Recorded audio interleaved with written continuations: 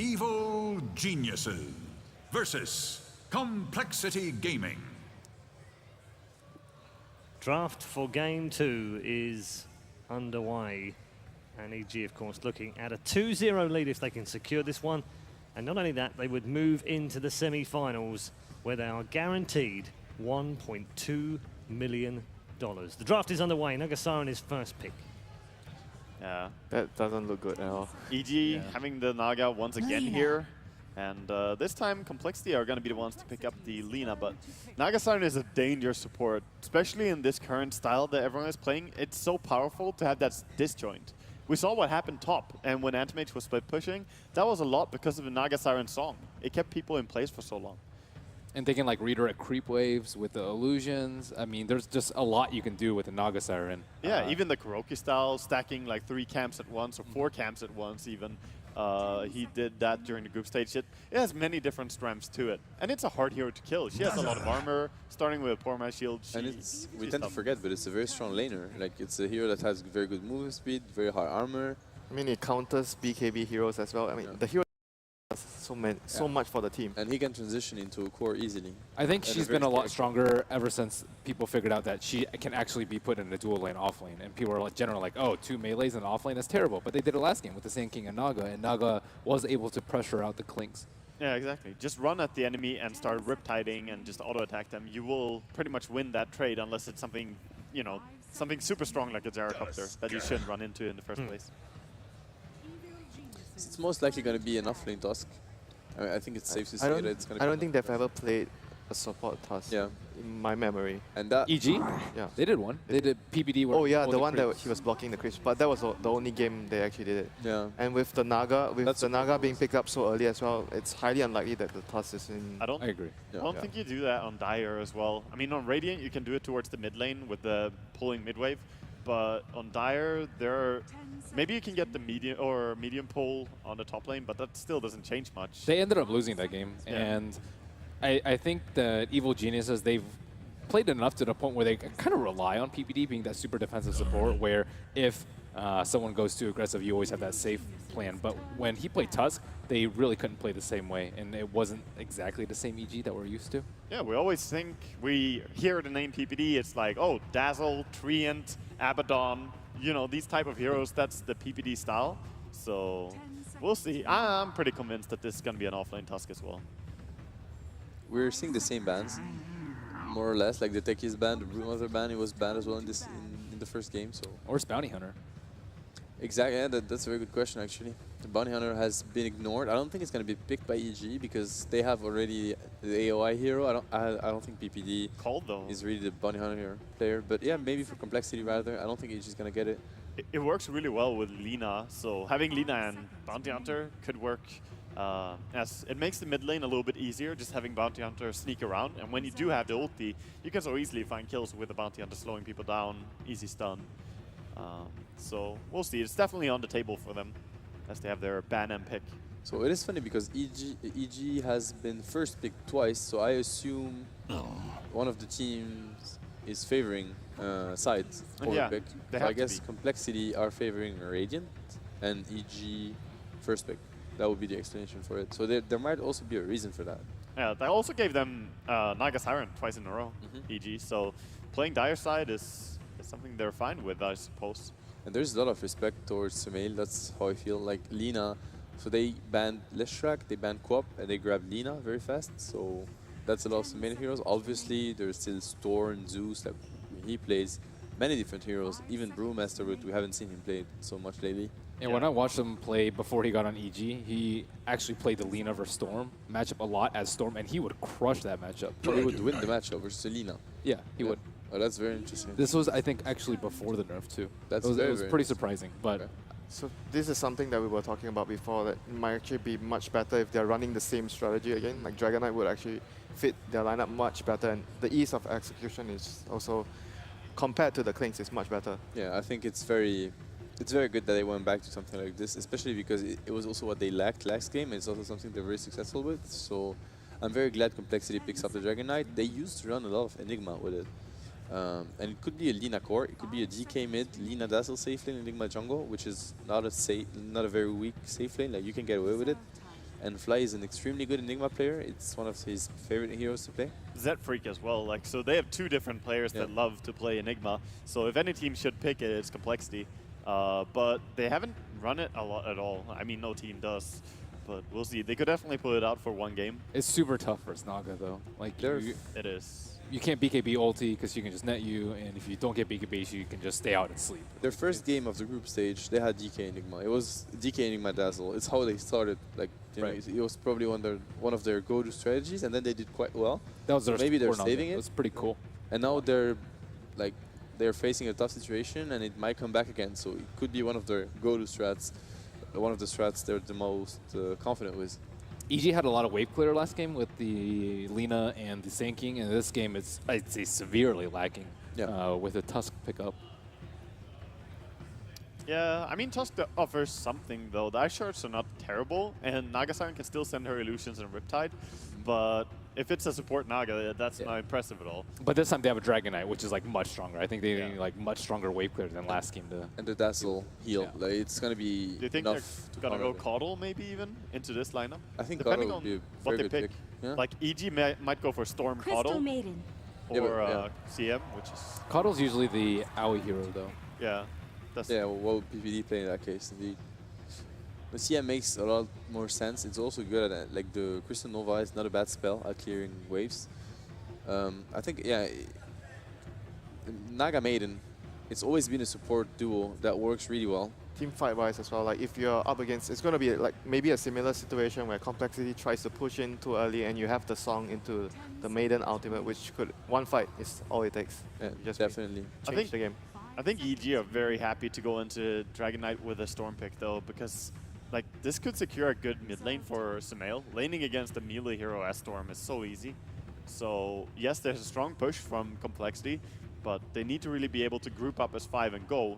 So one way to solve that is to start ganking before that happens. Yeah, like the only issue is like if the Storm gets into the situation where the enemy is grouping up, like he wouldn't be able to do much against that. So that would be the issue there. But I could see it working if he actually gets a very good start, has a CM, he has the CM aura, so the lane would be really good for him. I have to say, I really like both drafts so far. I think armor, both they are very like solid. stacking all the armor, literally. Dazzle, Dragon Knight, and Sven. Yeah, they're one of the few teams that actually pick Sven without, like, we saw Cloud9 pick it up versus the Techies because of the Warcry versus the Mines. We've also seen Sven IO, not terribly common, but still probably one of the most common partners with Sven. But Complexity is one of the few teams that just pick straight Sven carry without any partner. Do you think like Zeus would be good against this type of lineup? You mass spell damage because they have a lot of armor, so Zeus would be able to actually deal with them very well before they have BKB. Razor. I think Zeus could have worked really well. It's still an option for them. I like the Razor pick. I think it's also quite solid because they do lack damage in a way. Like if you can control the Sven, I think they lack a bit of damage. It's a good way of dealing with the Sven. Like the Razor, I feel a lot of it is like the matchup between Sven and Razor is very favorable for if you're going to run the Sven as a carry. So Razor would have a very good matchup in that sense. Definitely. Yeah, I mean, that's very fine, but if it just goes late right now, having DK and Sven and a Dazzle to side that, I think Complexity have a very comfortable late game scenario ahead of them. And I'm surprised that EG did not go for the harder carry approach, but instead went for the... It might be because they're like looking for a Tinker mid. I think Tinker has a lot of synergy with Naga. It's really good late game, and it's good at stalling their pushes. I think it's a little bit better than Zeus, although I do like the Zeus pick versus the mass armor. It just doesn't scale as well late, and I think that EG always drafts like, sufficient late game. Just look at their lineup right now. They need someone that the Sumail hero they are looking for has to have very heavy carry potential, and Tinker definitely fits that category. Yeah, sounds like a great pick. Yeah. I don't think Storm is the hero with their current matchup anymore. Like, it's going to be hard to kill. So many tanky heroes and the Grave. You can't kill anyone, I think, as a Storm. So if you can't kill, you want a hero that can drag out fights like Tinker. When you're facing Lina with Jules, DK, it's going to be a tough storm game. It's very not easy to play. BKB is really needed. So do they have any other options apart from Tinker, Zeus? Yeah, Zeus and Tinker are like the go-to, but thinking. They ban out the Bloodseeker, so worried about that. That could have been a strong hero, actually. The AoE is making it hard for Dazzle to get a good Grave off with the Silence coming out. But Sumail doesn't play any of these if they were to pick Bloodseeker. That's true. Well, maybe they expect him to play Razor in that case, just putting a Razor mid. I'm not sure. It doesn't seem like a Sumail hero though. So how about complexity? So they're definitely looking for their offlane hero. Sven, Lina most likely the support here with Dazzle, and the last one will be their offlaner. I really feel like they need AoE control. I don't know. I thought Centaur would be a great pick, but it was bad. Yep, Centaur will be great for their lineup. Magnus could work. Axe Magnus sounds really good with Sven. Something like this. Magnus, an Axe. They really need control. That's what they like to me. That's exciting. Yeah, it's gonna be good, but I could.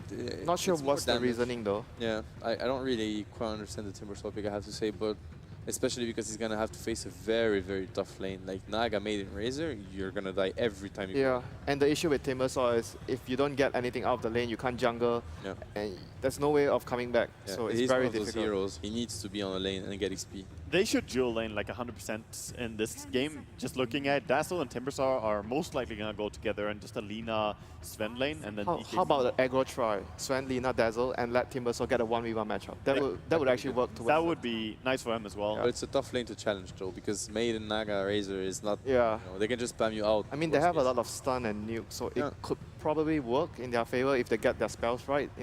I mean, they can chain lock and kill someone. It would be exciting. We haven't seen a try versus try in the game at all, actually. I think when you pick Timbersaw, a lot of his strength is if you get a suitable 1v1 matchup, and he's against Tusk. Yeah, that's a good strength hero.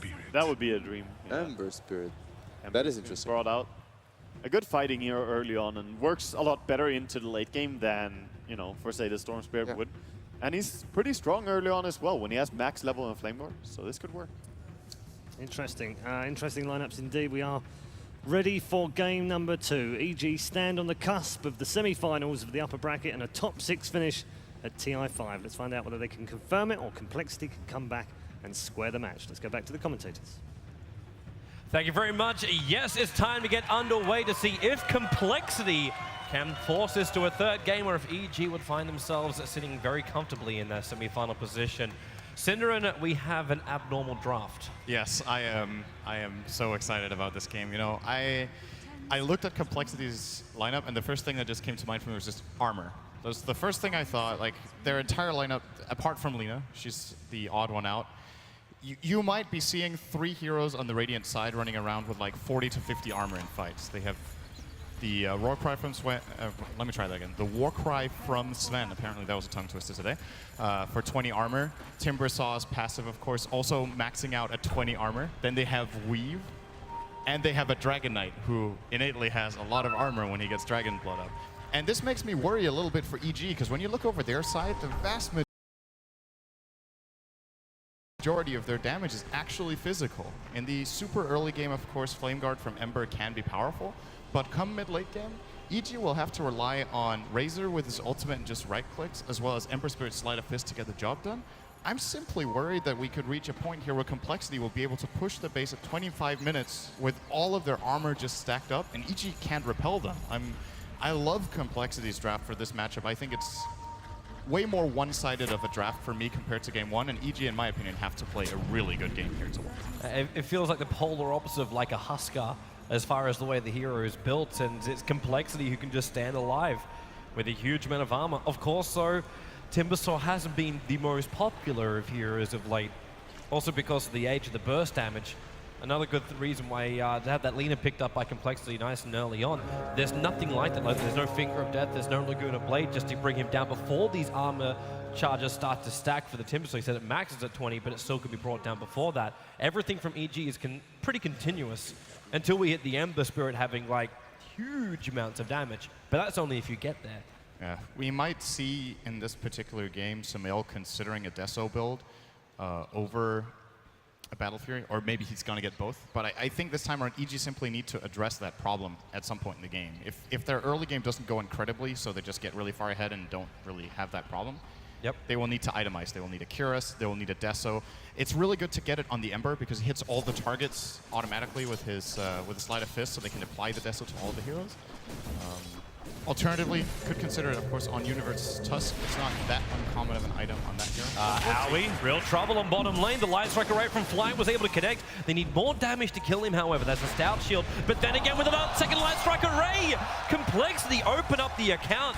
They claim first blood, and this is not the way EG wanted to start this. Because the observer was that were down from complexity, they saw where EG was shifting their lanes. They saw, okay, the Tuskar's moving back up the top because he was trying to dodge the Timbersaw, and already complexity have preemptively noticed that EG are going to switch this. They've actually brought the Timber down to the bot lane. Universe just can't catch a break. This is a very... I feel like this happens pretty rarely, but it's a very logical play. Moon Meander got pressured in the top lane, and instead of TPing back to base or TPing to his safe or his offlane tier 1 tower, as we usually see offlaners do when they're threatened, he just immediately TP'd bottom. They knew they wanted the lane swap immediately, so he kind of gets, like, he solves 2 problems at once. He escapes a gank and gets himself into a better lane with 1 play. And now this top lane for EG, I'm not so sure about this for complexity, actually. I think Razor Naga has a lot of potential to kill a Sven Lina lane. Sure, they've got a decent amount of spell burst, but if they don't get the full combo off and put fear really low very quickly, the Naga and Razor can just run them down with static link and, of course, the ensnare. That's why it's interesting to watch how they're just prepping themselves in the lane. So Fly starts with the Light Strike Array, then you go into something like the Storm Bolt, so you're able to get that second stun off. Instead of just having the Sven throw out the Stormbolt and go from there, Sumail might be in a little bit of trouble here in mid lane. Pushing back the Flame Guard and having a PMS does help. There's been a lot of trade-off in that mid lane. But Sumail still found a very large chunk of farm as that Ember Spirit, 14-1, up against that DK, who's got 8 for 1 currently. Yeah, that's the good thing about this pick for EG. We've talked... They're going to split up the lane right now. Fly knows he could be in a little bit of trouble. Z-Freak's going to babysit him all the way out of here. There's no ensnare for Naga. She's still only level 1. So they move the Sven back over again while I'm hearing a little bit of chains in mid. Swindermelons is fine. He's a DK. But yeah, what I was getting at, this lane in mid is actually a very good lane matchup for Ember compared to a lot of the matchups we see. The reason Ember mid is played pretty rarely in competitive Dota is that he's just a weak mid laner. He can get pressured very well by long-range heroes with harassment such as Queen of Pain and Lina. But Dragon Knight can't really put out the same amount of pressure. You Flame Guard and you just take the wave, and you can try to break the Flame Guard with Breathe Fire, but that doesn't cut it. It's not enough to remove it. So. But then again, does he have to? Like right now, it almost feels like the Dragon Knight just has to sit there, farm it up as much as he can, and just don't die. Oh yeah, absolutely. Because the other lanes are doing their work. Timbersaw's actually gaining momentum as a solo hero on this lane. For me, I think that's as scary than anything else that EG is going to be facing. This is definitely what complexity is. Stormbolt, top lane, they go on Fear. Fly will get the Light Strike Array as well with the Poison Touch Fear. He won't have the movement speed to escape. Evil Geniuses. They're down 2 kills to 0 here in the early stages of game 2. Very good movement here from Z-Freak and Zizzy after the stun combo, making sure they get the maximal damage out of the Shadow Wave. Hitting 2 targets with Shadow Wave, dealing some good physical damage to Fear, bringing down the Razor. Okay, I want to ask you about this. PPD, he's in the jungle for 4 minutes now. Found 3.5 levels with 2 points up in the aura. Does PPD come out and actually be a presence on this top lane? He's only got Frostbite right now. When does the Crystal Maiden become effective? And I'm asking this as well because I'm just thinking when it happens, PPD is just going to end up feeding himself. He's going to need to find the best way for himself to have an impact while getting farmed. I think this is the kind of game where it's really important the Crystal Maiden gets farmed.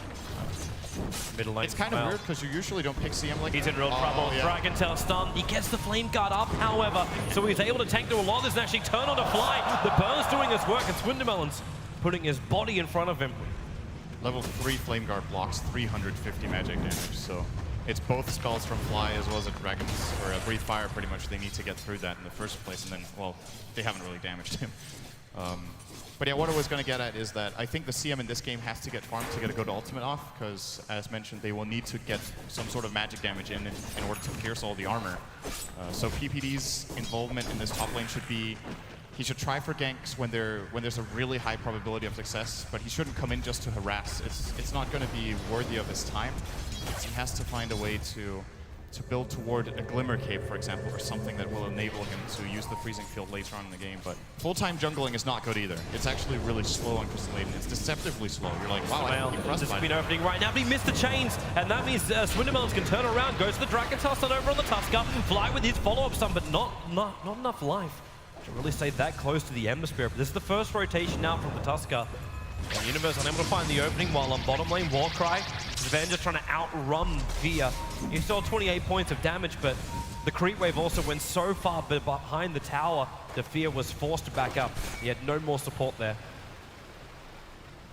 So far, so good in the early game for Complexity, in my opinion. Sven is not finding that much, but neither is Razor. Like, the nature of this lane with how they're pressuring each other, a lot of CS will just be lost. And the effective trade-off is Ember is getting a really good mid lane for the Timber Saw getting a really good safe lane. And I think this is a very, very good Timber game. This hero shreds Ember as well. It's something we haven't talked about. By having 3 abilities that can potentially deal pure damage, of course Whirling Death depends on a tree, but the 2 others are guaranteed pure. They pierce the Flame Guard. So Moon Meander can very quickly make work of Sumail if he gets out of this one. Searing Chain's going again here. Sumail, he's got Spirits to commit if he wants to go after Swindle, but coming underneath the tier 1 tower is not something he wants to do this early on. Let's actually just do a Timber Shake, because we haven't had a Timber really in a while. What's the item build that Moon Meander is looking to do in this game against EG's heroes as well? I think if you get this much free farm, you're probably looking for Arcane Boots into Bloodstone. It's an item build that's so effective on Timbersaw because he gets so much armor from the reactive armor. Swindlemelons is dead. The Spirit, Snowball, he's only got 1 point up with the Dragon Blood. The double TPs are on the way, and it's actually Moon Meander coming in. He finds Universe, but needs more damage. He's not going to find it. Dazzler's a Shallow Grave himself. Sumail, Spirit's up, and he's actually, is that even on the high ground? I don't think that actually is. Oh, it is. It's just on the edge. He'll go up while Aoi 2000 looking for some other revenge. His TP out. Will it be in time? No, it will not. Moon Meander will find the kill. It was still, however, Sven also dying on the top lane during this engagement. So EG find the better trade-off. Yeah, this is very important. They don't only get 2 for 1, but they also force a rotation from Timber off that bot lane. So a little bit of farm gets lost. Moon Meander, however, did get 1 kill there, so I guess that kind of evens out in the end. But I'm actually surprised he didn't try to go for the Ember Spirit a bit earlier. When he TP'd in, his target of choice was the Tusk, who had like full health and should easily be able to escape, whereas if he hits a Timber Chain there and catches Sumail off guard, he might have actually been able to blow him up. But probably just respecting the ability of his opponent. Expect a fast Fire Remnant into Jaunt, or what's it called? Activate Fire Remnant. It's actually a pretty boring name when you think about it. Fire Remnant and Activate Fire Remnant. Well, as Blizz says, inventive names. What was it, the Dragon Knight? This Blue Dragon. Doesn't even have wide eyes. But Complexity. They were trying to move around, and like Timbersaw was thinking about going up the top lane. There was a little bit of indecision, so he stuck around in mid, fakes the chain against Sumail. But this let the DK have a little bit more space on bottom lane. Went to Dragon Form, Swindlemelons, and he dropped that tower down by a grand total of 52 life. So maybe not as effective as I was initially thinking it was. But he's at least able to find his farm down here. It's quite safely. So catching up on the CS. I say catching up, we're still sitting at 3k net worth, which is only 300 behind that of the Timber. And this is overall just a very even game right now. Like, no one has a significant gold or experience advantage, and in my opinion, this just plays into Complexity's favor. Like, again, the way they've tailored their lineup, the time they're supposed to peak, if they get through the early game without too many troubles, Crystal Maiden's going to fall off unless she does get very good farm, which is definitely not the case right now for PPD sitting on 8 CS. The Naga Siren has not had a major impact. AUI is 0-2-0 with 8 CS, so the supports of EG falling behind, and the cores, that's the crazy thing, right? Even if EG's cores get really good farm, it just seems like Complexity from a draft standpoint definitely have some very good solutions if they play it right. So, well, it's actually kind of funny though, like you bring up the CS factor, you've still got PPD, like most of these creeps he's taken are the big ones in the jungle. So he's only just off level 6. Yeah. So it's not as bad as it could look like in the numbers, but yeah, it's not terrific either. Saying the support's going to do a lot of Sumail. He's going to get forced out by Moon Meander. He doesn't have a lot of mana. There are 12 1 charges, so we could jump for it, but really he was trying to keep him away from the runes. Speaking of that, Universe going to find himself an Invis rune, and instantly DK Swindle is forced back. In fact, he's just abandoning bottom lane. Which is where, again, doesn't this feel the same as like game number 1? Aoi has himself a bit of a slow start to Naga, and then all of a sudden finds himself space on one of the lanes. Before it was the safe lane, now it's going to be the off lane. Yeah, they're going to need Song. It's very important. It's always with support Naga. Reaching level 6 is is a really big deal. Universe moving forward. They put the sentry ward down so they can see him, but he missed the shots. Snowball down, and Z-Freak needs a shallow grave quickly. Cannot get it off in time. And this means that it is the first kill coming in for EG for this mid-fight. The Swindlemelon is keeping on the back of Universe. The Sigil going to make this difficult to keep the chase going, especially now as Sven has arrived. He's going to Warcry it up. They can force the issue on the tower. Sumail, he's still got 9-1 charges, and in fact now has a full bottle as well. So he's still looking good to defend this. He needs to be careful. Sumail's going to triple Spirit. Oh, that's a lot of spirits, but then the stun, and Swindlemelon, he's going to get flipped by the Walrus Punch, and in fact Sven locked inside the shards. This time though, Dazzle will be here, turning on the God Strength. They have to protect Sven, and there it is. They keep the Shallow Grave on him. He is ticking down in a moment. It's Sumail. There's your Searing Chains. They turn for one more stun, but it's still a double kill for Sumail. EG getting the upper hand in the mid lane. Complexity, they really wanted to get that tier 1 tower mid, getting a little bit too greedy for it here with Swindle, as well as Sizzy simply just got surrounded by with PPD's rotation there. Good rotation in from the left to kind of sandwich them there at the mid tier 1, and that's going to bring PPD up to level 7 as a matter of fact. This is a high level CM at minute 12. As mentioned earlier, his farm isn't that good, but he's still going to be able to pick up his Tranquils now. Probably, as mentioned, going to be looking for a Glimmer Cape as his next item of choice in this game. Potentially. It's also possible he's going to be even more ambitious and look for something like a BKB first, just to guarantee his ult, because there's no BKB counter in this game for Complexity. And that will allow a guaranteed ult, which, once again, I think is going to be absolutely crucial for them.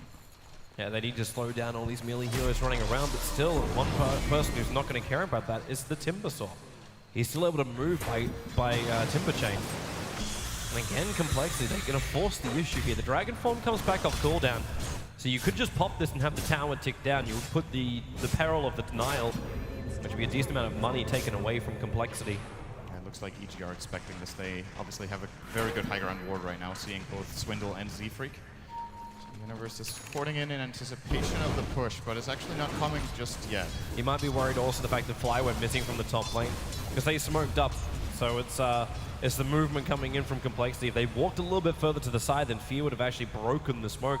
But they go in deeper. They're searching for the Crystal Maiden, and this should be an easy pickup. Just turn for the stun, but Fly a little bit too far away. Should be able to still hit the Light Strike array, but decides, you know what, maybe not the possibility. Go Laguna as well as Slave. Sumail just Spirit jumping down. He'll get the Searing Chains on Fly, who again, attempting a TP out, will not be in time. But the Sven will be able to survive. Meanwhile, on bottom lane, the push just keeps coming in. Same for mid lane. Dragon Form kicks in, and Evil Geniuses, they managed to walk all the way down. In fact, they're just going to go for the Snowball. Searing Chains, where's it going to come from? Sumail, not enough mana for it, even with the 3-1 charges. A very early Shallow Grave from the Dazzle, and there's not much more he can do here apart from a quick heal. Timbersaw will arrive in Sumail, no mana with the Whirling Death, but the Tusker, the shards are able to connect. He finds a kill on the DK, and now the Timbersaw's dropping as well, and EG, they brought in all their friends and had a party on Complexity's corpses. They are just so greedy for this middle tier 1 tower, and EG are taking full advantage of it right now. This is very, very important for them to get a head start in this early game, and Razor being involved here as well is going to speed up Fear's mech, which I think is coming out soon, and a very big pickup against this Radiant team that has a lot of AoE burst damage. Sumail has eyes on Zizzy. They will need some sort of secondary TP to set this up though, but might also just be a counterplay coming in here. There's your Searing Chain, Sumail. He can't find this kill, not now that the Dazzle is up here. But he can at least force Zizzy out. And then again, Spirit jumps in, he's got Searing Chains up. But again, with the Dazzle behind him, Shallow Grave was on cooldown, but has come off cooldown now. He would have forced the issue just a little bit too long if you pushed for it. The Shallow Grave would have stopped him. I'm going to play it safe here.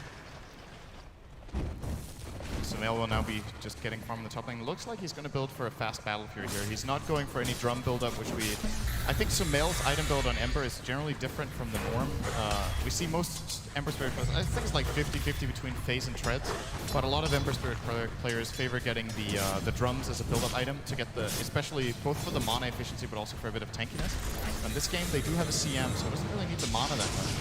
Stormbolt. Oh, almost brought that one over to Universe. They actually managed to get the shards off again. Universe, perfect positioning with the Tusker. Sharding back through, but Sven kept alive for the moment by the Shallow Grave. Not a healthy man. Any stretch of the imagination, but Meander forcing EG back, but it's just Sumail and Universe teaming up together to cause problems. Fear, middle lane, Laguna Blade, as well as the stun with the Breathe Fire. Dropped him down low, but PPD with a Frostbite, as well as the Nova. Bought enough space, just enough space for him to TP out to safety. The Tuskar will die on top. As I was like, Moomiander was able to catch up to him. Yeah, I caught that one. It looked like, so EG getting a little over-aggressive in that situation. Oh, wait a second, Sumail. Okay, he's got chains. He should be okay here, I think. They're Soul Ring off cooldown in 2 seconds, so if you want to go deeper, you could.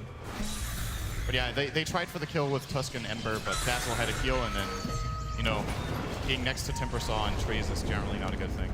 Sumail's attacking. He's after the Timbersaw, and then again realizes that the Lena's going to be here. Light Strike Array will buy him a little bit of time, but Fly's dead here. Is going to burn no matter what. The Dragon Tail stun also trying to assist his teammate. But Fly had no way out of that riverbed. This ward on the top lane is doing so much work for EG. They see all these rotations.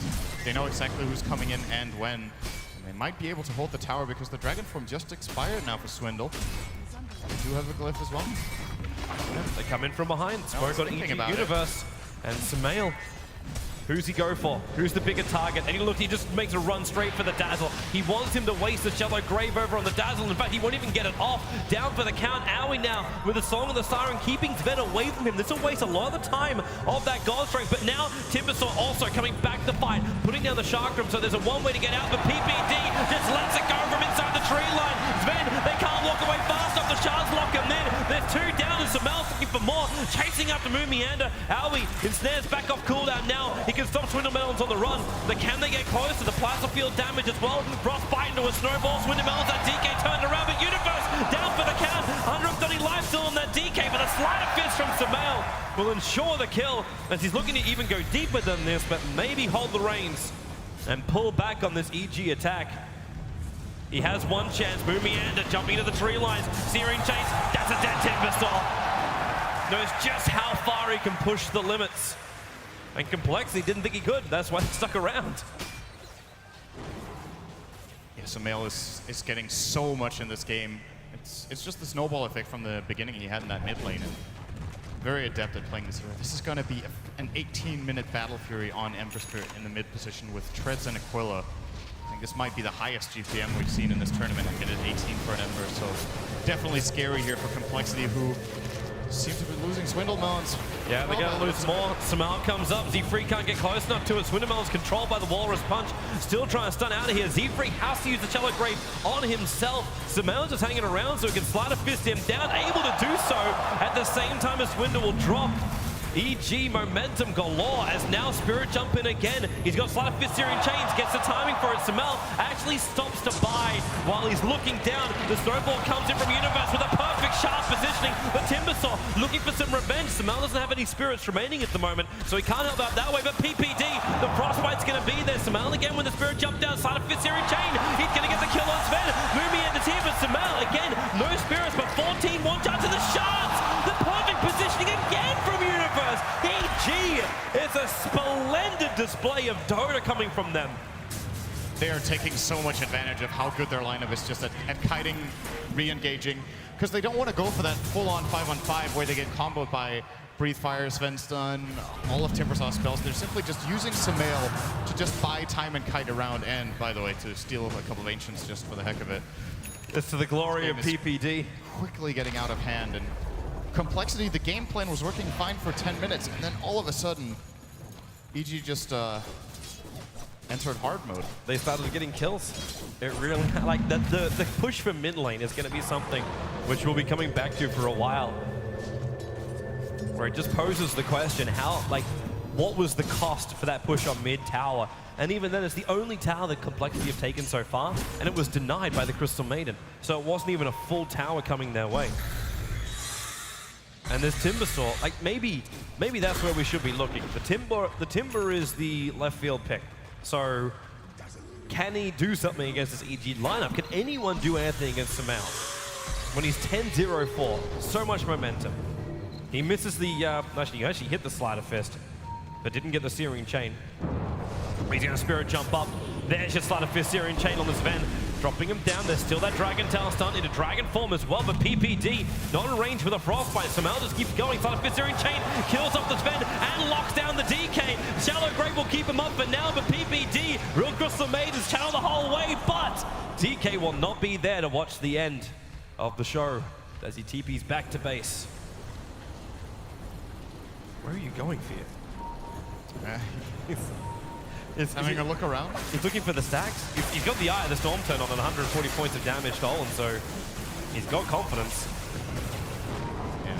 Complexity are losing the entire map right now. They just keep getting picked off by Sumail. He's going to dodge the stun. He's still going to get hit by the Laguna Blade, but support arrives and snowballing in. This is just getting completely out of control for Complexity. Swintermelon's locked inside a coffin of ice. Again, they find two more, and they just blink forward again. Spirit's jump, side of Fissurian Chain, back off cooldown, again on two. I feel like it's a broken record right now. He broken for Complexity, that is. By the way, as well. Just, you know, just a little bit of a bonus. He's playing pretty well this game. Just, yeah. Solid Ember performance so far. Maybe he missed a CS early game or something. Then he did that. Yeah, you scrutinize that missing of CS, Syndra. Severe critic. This is an absolute showing of what this hero can do when it gets momentum, and that's why, you know, but Complexity in this game. Yeah, so if Complexity look back on this game and they're like, where did it go wrong? They just have to look at how much they let Sumail do in this early game. They gave him an easy lane. They didn't really, the bit of pressure they tried to put in mid lane didn't work. Again, it's just really taking over the map right now. It's crazy though, because most of the time, like the older issue with the Ember Spirit was he just took too long to get online. Yeah. Like you'd be thinking 22 minutes, I'll get my Battle Fury, and then maybe I have my Chrysalis by 26, 27, and then slowly you'll come online to the point where you do a lot of damage. We're 22 minutes in, and he's managed to get 12 kills and 5 assists out of the 20 kills that EG have gotten. He wasn't involved in 3 of them. Every other one was Sumail either initiating, which he could do even more now as he picked up a Blink Dagger. In fact, just having a nice more fun. Then again, Sumail, this could be it. This would be a huge kill. Dragon Knight claiming almost 1,200 gold for that kill. Sumail will have buyback, and they'll probably lose their tier 2 tower as well unless they fight this. They could really catch them off guard with a TP song right now, or just a walk-in song here from Aoi. He's getting a really good angle from above. And if they want to try for it, they might just concede the tower. There it is. It's going to sing after they lose the tower. This is very awkward. It's just going to be like, oops, and... It kind of looks like indecision, but if they blink and then just Walrus Punch the Timber Saw, okay, not going to happen. He's got 17 one charges and a regeneration rune. EG, they need to be careful. I mean, they're really far ahead on gold, but once again, as I mentioned, in my opinion, just looking at the drafts in isolation, Complexity can beat them in a team fight, even at a gold deficit, I think. It's all about the initiation and about Moon Meander being able to hit stuff with his spells. Definitely tanky enough once Swindle gets 1 or 2 more core items on his Dragon Arrow. Well, just 1 more, actually. He's very, very poor right now, sitting on only the Blink Dagger 24 minutes in and a Bracer. So he needs some sort of health. Armor is definitely not the issue here. If they just get a lot of health on all their heroes, it's going to be tricky for EG here. But this is a good item for AUI. Being able to apply the -10 armor with Solar Crest is definitely going to help out and probably give them a Roshan here. Yeah, it's the perfect timing for it. It's kind of interesting though, like we do see the Blink Dagger on the DK. Kind of flags to me the fact that Complexity just don't feel like they got any level of initiation, and DK has to do that for him before he builds into these tanky items. So they try and come out and at least do something against this EG lineup whenever they possibly can. Right now, Roshan is dead. The movement's coming over from Moomiander. Universe also right in front of him, so in comes Yashakram on the pit line, and if he cancels it out, he was meant to Timber Chain back off cooldown. It's like, you know, he could have actually waited a little bit longer on that one, but Bloodstone Denial will be what happens. Yeah, you're right. He actually could have waited because all the stuns were on cooldown, but he's not going to. His Timber Chain would have also come back off cooldown as well. He could have tried to chain back up the hill again. It's actually, well, he was probably that, like the escape paths he had there were not really that useful. But you're right, he could have at least tried for it a little bit longer. Especially considering that tier 1 tower is currently sitting within deny range. There's 61 life on the tower. Like, all you need to do is have Sven walk up there and hit it twice. And in fact, the TPs are already coming in from EG. At the same time, it almost feels like bait. Sumail's the first one. Yep, blink, stun him, breathe fire. Now the God String. They need to kill him, and they do it. Aoi, again, very late on that Naga Siren ultimate. And the tower, but this is Fear is here, though. Cost them. Fear is here. Sumail's going to go for the Searing Chains. He gets Dragon Tail stunned. The Snowball will buy a little bit more space here. The breathe fire, Universe dropping low. They need to keep him up, but it's just not possible for Complexity. The Shallow Grave allowing Sven to continue to fight, but being frostbitten and sigiled and slowed. He just can't reach the target to hit it. Oh, lucky to get out. I think PPD was really close to a frostbite there. Sumail also had a Sleight of Fist on cooldown, so he couldn't get in range for the Searing Chains. This is really, really good. It's a very good call in this game. 100% agree with it against this particular team. I think Desolator on Emperor is not as... I mean, in a way, it should be better than it used to be because it's cheaper now. But at the same time, the way you build up Ember, the way you plan out the game, you generally want the really hard-hitting crits over just solid, stable damage. But in this game, they simply just need all the minus armor they can get. EG are reading the draft here perfectly, getting both the Crest and the Deso as early as possible. EG, you didn't really expect anything less from them, even though it did look very, very hairy during the first 10 minutes of game 1. But they've come back, they're showing they've got the brains in the game, and Fear, he's got his own BKB now up and running. He's another 12. Complexity can't let this happen. Like, the Sven's not getting anything. Like, the last item he picked up, I think, was basically 15 minutes ago, and it wasn't even a Mask of Madness, it was a casual Morbid Mask. He's trying to get into a Blink Dagger so they can keep up with the rest of the team, while on bottom lane, that Snowball's going to keep chasing up Mumianda. He doesn't have mana. The TP out in Universe. Actually caught on the other side of the tree line. Still will get there for the Walrus Punch. Has to chain away and do this the hard way. The shards will lock him in, but again the Timber Chain onto the other side. Universe with a Blink Dagger of his own. Body blocking up the Timber Saw. Another chain away, but Snowball as well as shards back off cooldown.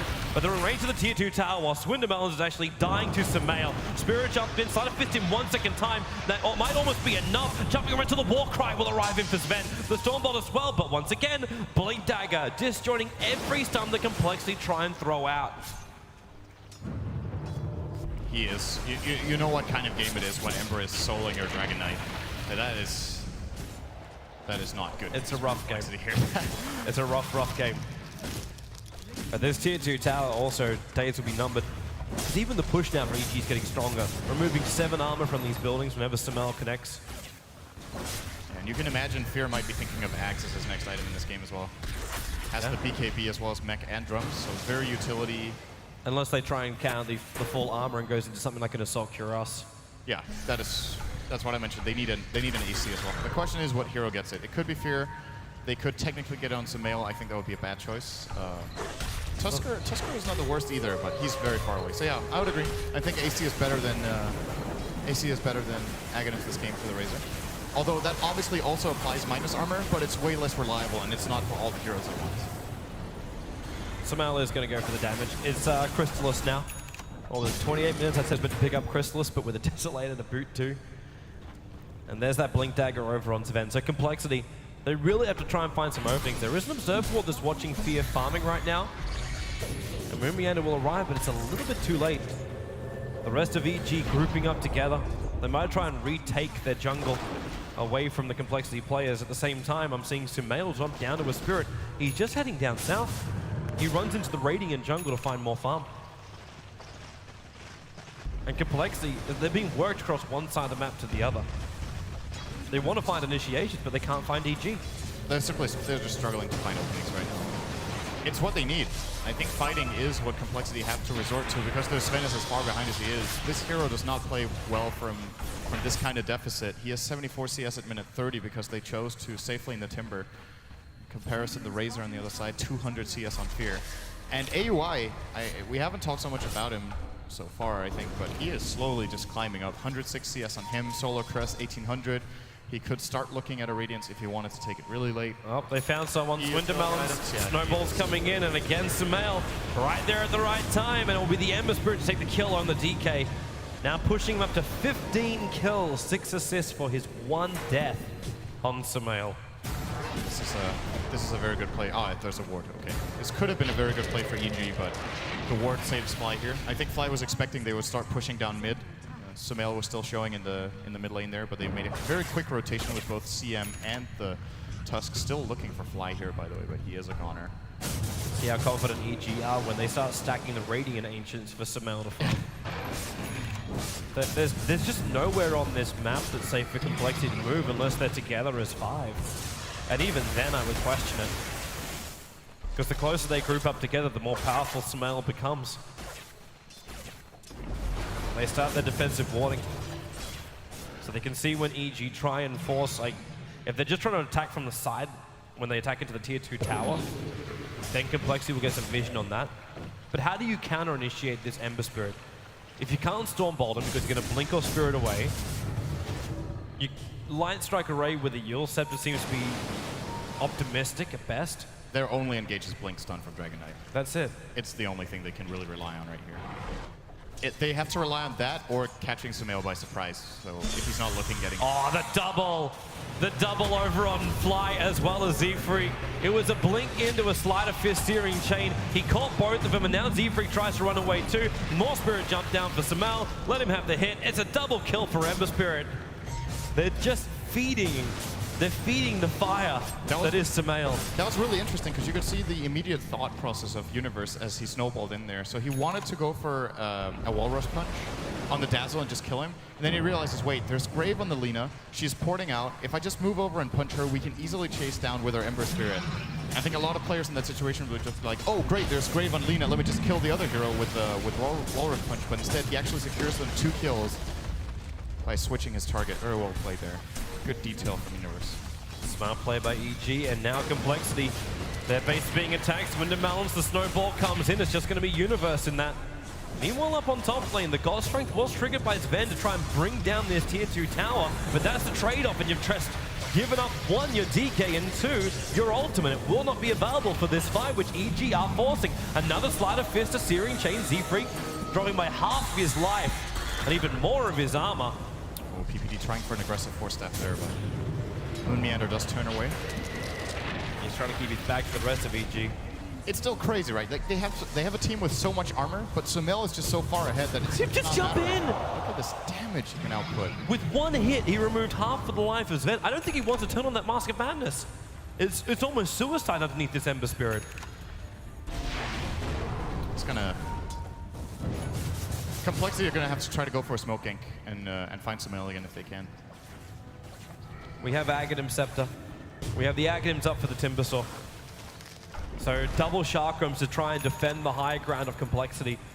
But EG don't really care. Roshan's going to spawn up in roughly 30 seconds from now. So they'll go in, they'll take him. But even like, you could give this to what? Razor? I mean, he's not even coming close to dying right now.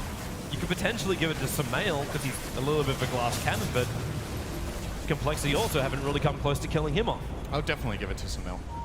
It gives them a lot more flexibility in the fights with how they can engage. They'll be able to open up very aggressively, set up for a different kind of team fight. And even should he die after with the Aegis, as long as he just gets a Fire Remnant out, he can even buy back and port right back. Or never mind, he can. Moving hand up. Fear. He's a good Boots of Travel carrier, though, so you can look for Moving up after him. Still more stuns available. There goes your Walrus Punch, but Timber Chain can just be used right now to get away. The double Chakrams are down, and Timbersaw frostbitten, and then also the CM ulti. They'll force a denial out with the Bloodstone. But there's your Aghanim Scepter we're talking about over on Razor. The push power is now real for EG, if it wasn't real before. Where is Swindlemelon going? He's got the weave off. And it's negative armor on Ember. He's actually at negative 20 right now. But even then, killing off this Ember is next to impossible. Sven is now at the point where he just has to try and creep skip the top lane to add some level of pressure for EG to look behind them and worry about what's coming. Fear won't get there in time. Sven will be able to TP out, but on bottom lane, Swindlemelons is actually Sumail that could basically do this solo. Leaves a defensive spirit, but he's got help. The Tuskar's there, Universe. There's your defensive spirit jump out. It was on purpose to bait Complexity to come out further. Universe actually not able to hit Fly with that snowball because of the Yule Scepter, but the Stormbolt connects with Laguna Blade. They get the kill on Sumail. Fear will stand its ground, but he's draining a lot of damage away from that DK and looking to inflict it into the rest of Complexity. They just keep fighting with the Chakrams down. Mumienda now frostbitten up. He can't go anywhere until he timber chains forward. The Glimmer Cape buying space for Fear just to keep running out here as Universe back to the fray. So is Sumail right in the front line. Z-Free, perfect Shadow Grave, keeping himself alive. But Sumail, he's got Flight of Fist up as well as Searing Chains. He'll look for the double. He only gets the one that's over on the Dragon Knight, but the damage should be enough to kill him off before the TP. In fact, they just ensnare him and then bring him down. The Snowball chasing up Mumienda, the sole survivor of Complexity. And even then, he may not be that for long. No, he gets back into the base. But the creep wave's coming in and EG will look to bottom racks. Look at the health of EG's heroes and the fact that Sumail bought back. That fight was actually fairly close. They're 25,000 gold behind. And 25,000 experience, and their lineup can still put up this kind of fight. This is the Timbersaw in action against the Dire lineup with the Aghanim Scepter pickup. He's doing so much damage here. The Sven actually got to attack a little bit in that fight as well, but they're flat. They're simply just too far behind. Imagine that kind of fight on even footing. It's an easy 5-0 for Complexity. Just run them over there. They will never die with their heroes. But EG, they've built themselves such a big lead with a great early game that, unfortunately, in my opinion, we don't get to see the real potential of Complexity's draft that I absolutely love in this case. It had a lot to work with, but it had so much potential, but you need the execution too, or else it's just not going to cut it. EG, they fall back. They've done it perfectly, and now they take Roshan. They'll give Ember Spirit. The Aegis Immortal is he'll drop now. So you have an Ember Spirit at level 20, 22, 36 minutes in, having a terrific time. And they look for the openings. Complexity smoked up. PPD's the close one. But he's in an invis room. They didn't see him. They see Sumail, but the jump in's still going to be real. Sumail, the Song of the Siren, the last attack! The last attack blows the Aegis. Time that happened? It's up there, but then the Icy Shards locking in for Complexity players. Sumail, they Lotus Orb him up, but they bring him down. That's with the dieback. Complexity, this is their moment. But how much of a moment have they got? They haven't lost anyone. PPD, the only one bear off. But Mumienda with the Chakrams, he's slowing him down. The Stormbolt will keep PPD back for now. And Dragon, he's back in again after Fear. But again, the Lotus Orb. What have they got? Fear staying alive. They Glimmer Cape him as well. They're also low. Z-Free, they still keep fighting. Universe on the front lines doing it to Tuskar. It's a triple kill however for Fear. They catch up to Mumienda. Universe will take it. It's a team wipe. That could almost be the game right now with EG wiping Complexity out. They dealt with the Ember Spirit, but EG, they have a 5-man roster. That was an incredible snowball in the end by Universe. If he doesn't get that one out, I think the fight just goes the exact opposite way, and Complexity could have cleaned up multiple heroes there, but in the clutch, EG are so good at these, like all these micro plays with like Glimmer Capes, Force Staffs, Lotus Orb. Here again, the snowball from Universe making a really big difference. This is 2 lanes of racks. I don't think Complexity has any chance of holding this. Push very, very fast here with Fear. Fly forced after aggressively in by PPD. The Shallow Grave will keep him alive for the moment. He has Laguna Blade now. Swindlemel's to the front lines. You've still got Laguna Blade. Fly hasn't gotten off yet. He's just trying to get away from the Dark Creep Wave while Swindlemel's is dying. The Chakrams can't buy enough space from Mumienda, but Universe solo as they pull in the double Chakrams. The Sentry Ward's down so they can keep tabs on the Tuskar. And EG will now back up. They do significant damage to the melee ranks, which will regenerate. Complexity do hold it, but it costs them a Dragon Knight buyback.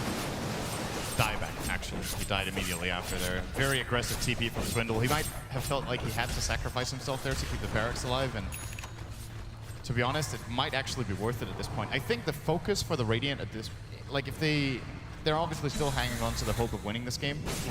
I think they shouldn't farm the Dragon Knight. He is not going to become relevant unless they win multiple team fights in a row. So for him to buy back to save even just a melee Rex, I think is the right call here. It's the Sven and the Timber that need to get items, especially the Sven. If he can get some sort of like even just a BKB at this point would work wonders here for Sizzy. Just look at the lineup. And got a crest too now on Dazzle. The second I just see him getting a BKB, Aoi will just look to control him as much as he can or isolate him while he triggers the BKB so they just mop up this Sven nice and quick. And while he doesn't have that BKB, there's Fresh Heaven's Halberd, which was picked up over on Aoi as well. Like Sven's worst enemy right now is the Naga Siren. Everything she does just destroys what he does. Yeah. And yeah, that's the problem. Even with a BKB, he can still get snared and shut down with the rest of the team put to sleep. but it's the path he has to take. There's no other option. They're basically very, very cornered here. And EG are looking to push them off the edge. Yep, they're coming in. Sumail the first one, Slider Fist Syrian Chain again being used over on that Timbersaw with no reactive armor, charges being built up. It hurts like hell. And Fear with the ulti on, there's another Slider Fist Syrian Chain over on Moominda. And the blink forwards, Wintermelons catches out Fear. That sentry wall's no longer there, and Aoi just stops the fight. And in fact, they got Sven and DK right on top of each other. Fear triggering up that BKB, Wintermelons dying so quickly. I don't even see how that Sven instantly popped, but Twindermelons, the Shallow Grave keeps him alive. But Sumail runs backwards. It's a double kill for him. Fly may even just burn from this. And with the shards coming in, yep, they'll be ready to take it. Complexity being farmed up inside their base. I don't know if they're going to have the same mindset about game one where they just fight to the bitter end, but EG are so powerful right now. They'll kill off every single player of Complexity. The fact that Z-Freak is inside of his fountain isn't even a saving grace. They will take the mid racks, they've taken bottom racks, and they will look to take the full series here, EG, and push themselves into the semi-finals of the International 5. Sumail wants blood, and Z-Freak is almost going to give it to him. EG, what an incredible game from them this was, actually. There are just so many small plays that add up over the course of this game. It wasn't like just one single big team fight you could say won it. It was all of these 3-on-3s, skirmishes, small fights. They simply outclassed Complexity on pretty much every single move in this game. They really did. Very well played. It was a superb performance of Dota. You could look back at it for a while. I know a lot of EG fans will, and Complexity will have to study it as well, as they will now drop into the lower bracket of TI5, while EG await to see their opponents, and they can greet the local crowd. They've given them one hell of a show. Evil Geniuses moving into that semi-final to face up against either Secret or eHome later on today. For now, though, we'll throw it back over to the analyst desk to get the thought on the series. Thank you very much to Toby. And Synderen down there on the floor in the key arena. Complexity will now fall down to that lower bracket. Have put up a reasonable fight in the first game, but the second game, gentlemen, as Toby rightly pointed out, was a supreme display of skill from Evil Geniuses. Alan, you're back on the desk, and great to have you back here. What did you make of that? I mean, too much Sumail. Plain and simple. I thought Complexity's lanes early on were decent, but just the composition of those lanes forced them to virtually leave Swindle on an island mid against Sumail, and he just got so far ahead from the very beginning in CS that he just dominated the mid game. I mean, 22 kills, second most so far at this TI. Only Aggressive on his gyrocopter has topped that mark. Just too much of the young gun for EG. Okay, Melina, you said earlier on, he made the tweet this morning that said, hope you're ready. It was the Sumail show. And that really was the Sumail show, second game in. Those kind of losses are really demoralizing if you're Complexity, because you just got outplayed. It wasn't, I mean, banning the Naga is dubious, not banning the Naga rather, but at the same time, I mean, Sumail just outplayed them at so many turns, and he's really good with the flashy heroes like Ember Spirit. Okay, we've got a couple of clips from the game just to bring it up. But Toby made the point in the commentary that this is one of those games where all of the teams will go back and watch it, and I think it's almost worth anyone going back to watch it because of how well they played. This is from 16 minutes and 30 into the game, and it was a triple kill in the top for EG. So talk us through this one, Seb. Well, it's a move that EG smokes around to catch them when they're pushing a tower. Sumail's open, but it's really hard to deal with the Ember at this stage because he has so much backup and so much disable behind him. And the sleep has been key, as we said, during all those fights. The sleep, they can decide whenever they're in trouble, he just sleeps, they reposition, and they reopen. And Ember is one of those heroes that benefits a lot from repositioning. And then he goes back in again, the ulti from Crystal Maiden, very well used when they don't have disable to cancel it. Great ulti by PPD. And they chase them down forever. That's the strength of Ember. You can never, escape an Ember Spirit. So he's gonna keep on using his spells. They can't go back. They have to turn and fight. It's the only way they have to actually deal with him. But that's not even an option because if they turn, they die. So yeah, great play by Sumail, and his positioning in those fights has been on point. Okay. And he never stops. Even Timbersaw can run away from him. Thank you very much. And in the sense of the first one was a little bit of a struggle. I don't want to say too much of a struggle. Complexity had the early game, obviously, but how does that rank up there for EG now? How much confidence will they get from that in moving through to the semi-final? They've kind of got the monkey off their back now. They've got that out of the way, and they can now just focus on trying to get to the final. I don't think EG is. I think they came into a match quite prepared, and I'd like to think they're the type of team that just step by step. So they had to beat Complexity, done, and now they're gonna look to like for the next match as if nothing happened. The next match is gonna be a new one, a complete new one. They're not gonna be like we beat Complexity, we can go on. Okay, going to get the thoughts of Malini and Winter in just a moment, but Fear, fresh from his victory, is with Casey in the players' room. Hello. Yes, I have Fear, as you mentioned. Congratulations, first off. 2 very decisive wins. How did it feel in the pods there for you? It felt really good. We had a rough game 1. We were kind of nervous there, but after we took that one fight, the rest of that game and the game after felt really good for us. What have you learned coming out of group stage that you maybe had to implement facing the big stage when you came in for the international? We're still learning, actually. It's just mainly a lot of teams like changing hero picks up and they like using your hero picks. So we're just figuring out how we want to pick in which order that'll work best for us so we can get what we want for the most part. PPD is known as being one of the best drafters. How do you think the draft went for you guys for both games? Oh, very well. We spend a lot of time thinking about the draft and talking about it, but he in particular spends the most time just analyzing each draft and like which heroes were the best at fitting which players, and then we just sit down and talk about how we want to place, our lanes, our overall strategy, and then we just come out with strategies, and most of them, they come out pretty well for us because we put the time and effort in. Well, it showed. You guys look great out there. Thank you. How does it feel being back on the big stage, having not been here for a few years? I mean, I know that a lot of your fans are really excited to see you back. How did it feel for you? It's really nice. I love playing at TI. Unfortunately, I haven't played the last 2 years, so being able to play again is just super nice for me. It's obviously TI's everyone's dreams. It's mine as well. So being back here is just great. You were featured in Free to Play, the documentary that Valve did, and because of that, and also because of the way that you play, you have a lot of fans who aren't just super into the Dota 2 community, but people who are discovering Dota because of you. How does it feel to represent the community in that way? It feels great to be like one of the North American faces, I suppose we could say. So it's like really nice to see people come up to me and they're like really passionate about the game, and I get to talk to them back because I'm also really passionate. So I love having conversations like at the fan signings and stuff like that. It's really fun. I'm really stoked every time someone comes up and like, oh, I'm your big fan. How has the international changed for you in the years since you've been back?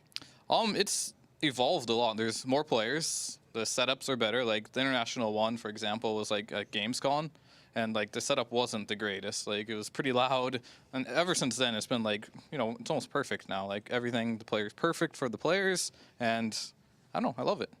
A lot of eyes are also on Sumail, and he has said that you've been a really great mentor to him. What has that been like for you to take him under your wing? It's kind of just natural, I guess. It's just like a new player. I've been around for a while, so he has questions. I teach him certain things that I've learned while playing for as long as I have, and I just pass it on to him. And it's not like intentional. It's just like I know these things, so it's like I just say them naturally, and then I guess a lot of people learn from that. Who are the other teams that you guys all have your eyes on as far as who might be the most competitive? Oh, I think for the most part, it's pretty much Secret, and we really have a big eye on LGD2. Like, we're pretty big rivals with Secret right now. They've beat us the last 2 grand finals we've been in, so we want revenge, of course, so we'd like to see them again, but LGD is also looking very strong as well, so those are the 2 that I'm looking at the most.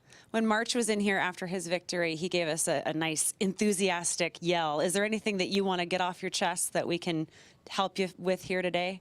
No, I don't do that. You don't yell? I don't do that. Do you dance? I don't do anything. I just play Dota. You don't move? No. Nothing? I'm a Dota playing machine.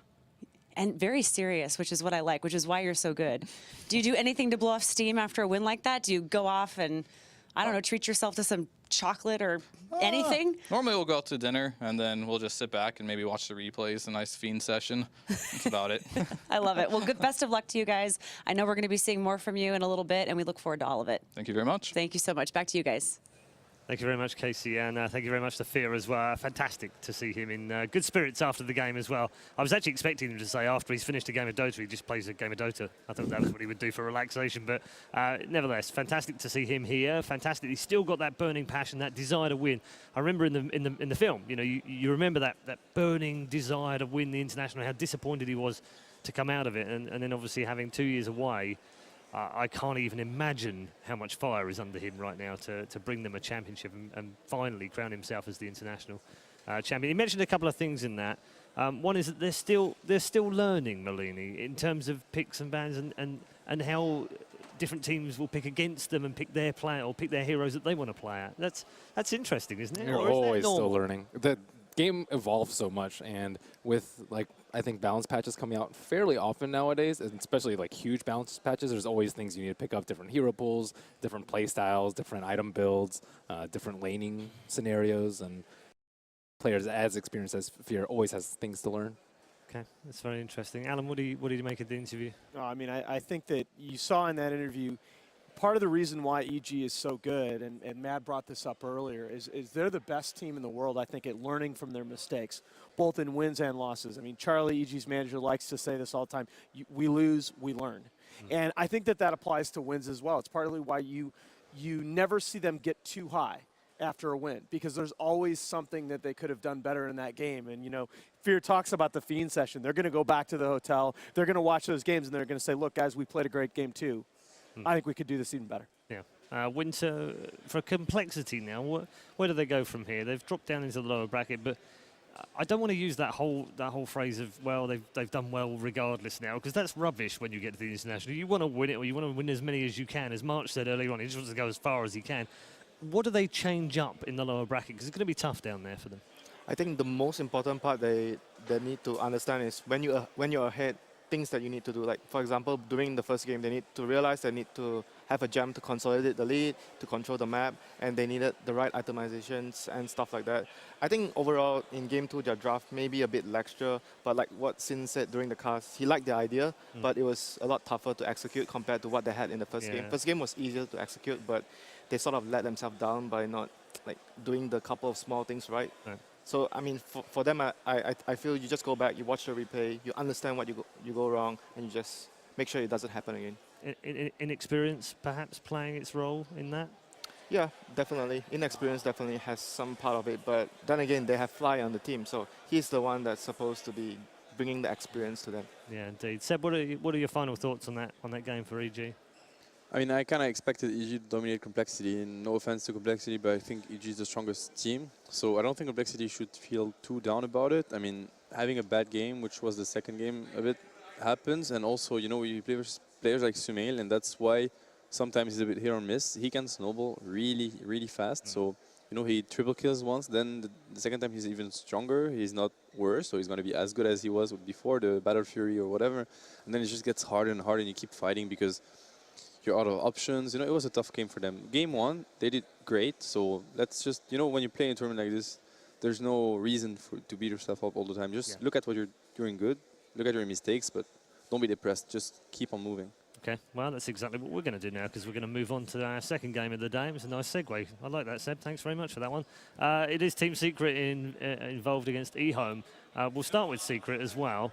They have been the ultimate favourite for very many months, not just recently, but for months now, and they're on a great roll of victorious championships as well. So who can stop them, if anything else, I suppose, is the proper question we need to ask. But as we head into their first game at the International, you heard Fear say he's slightly nervous in that first game. Are we going to get any nerves from the superstars?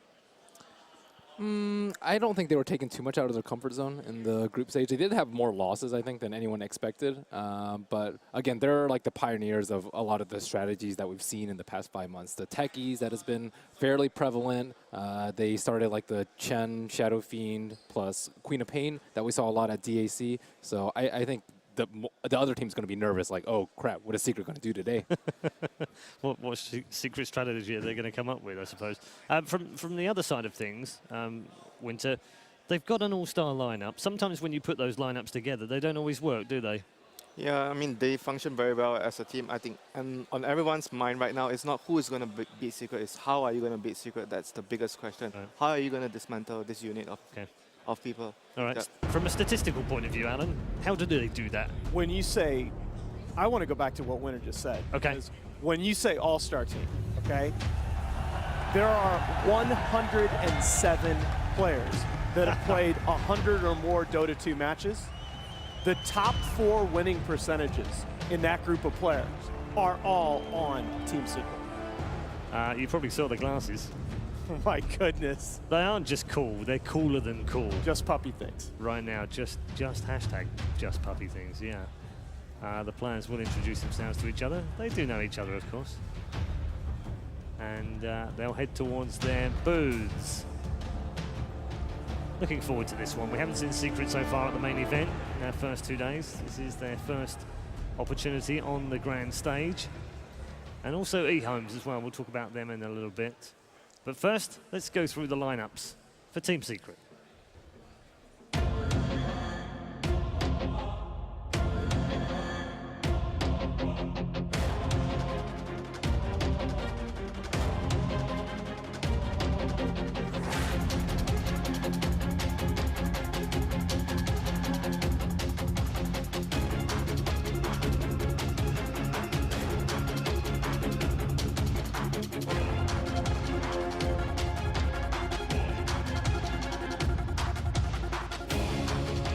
They are the team of superstars, 2 previous international champions amongst them as well, heading towards the final. Inevitably, they feel, and their fans do too, towards the first ever double championship. They will get themselves set up in their booths, and we will talk a little bit more about them, and also talk about eHome. Very interesting story for these guys, Alan, because we've mentioned it before, being those TI1 finalists, and it's a storied franchise in China as well, but they haven't had it all their own way in the recent years, and only really this year have come back to prominence in any way, shape, or form.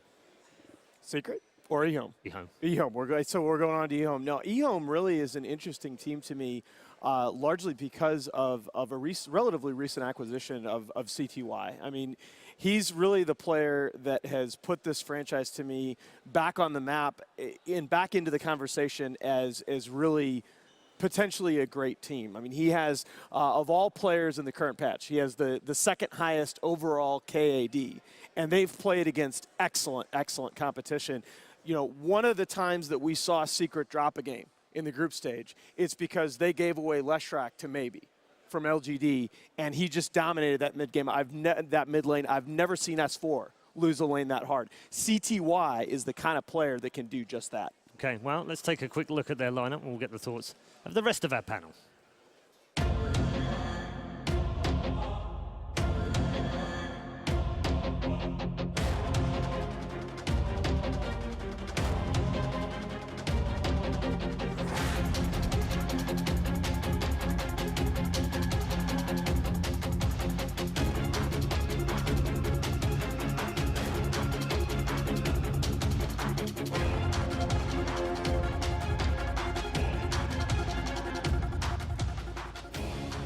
Well, if you measure popularity by the cheers from the hall, I think ROTK got plenty of those that time round. It is a very, very intelligent team indeed, but they're going to have to pull all the stops out to try and take down Team Secret. They did have, however, Malini, a fantastic group stage. Yeah, they performed exceedingly well. I didn't think anyone thought that they would actually be in contention for first place. I think I watched them versus Empire, and they actually looked really weak, but every single other match, I was like, wow, eHome, really, really good. Yep. And I think a lot of it has to do with ROTK. We've talked about the strong captains, and I think behind PPD, PPD, Puppy, and S4 probably, and Xiao8, I guess he probably comes up next. He did lead Vici to a second place last year. He is very, very strong. The only problem is sometimes he feeds awfully.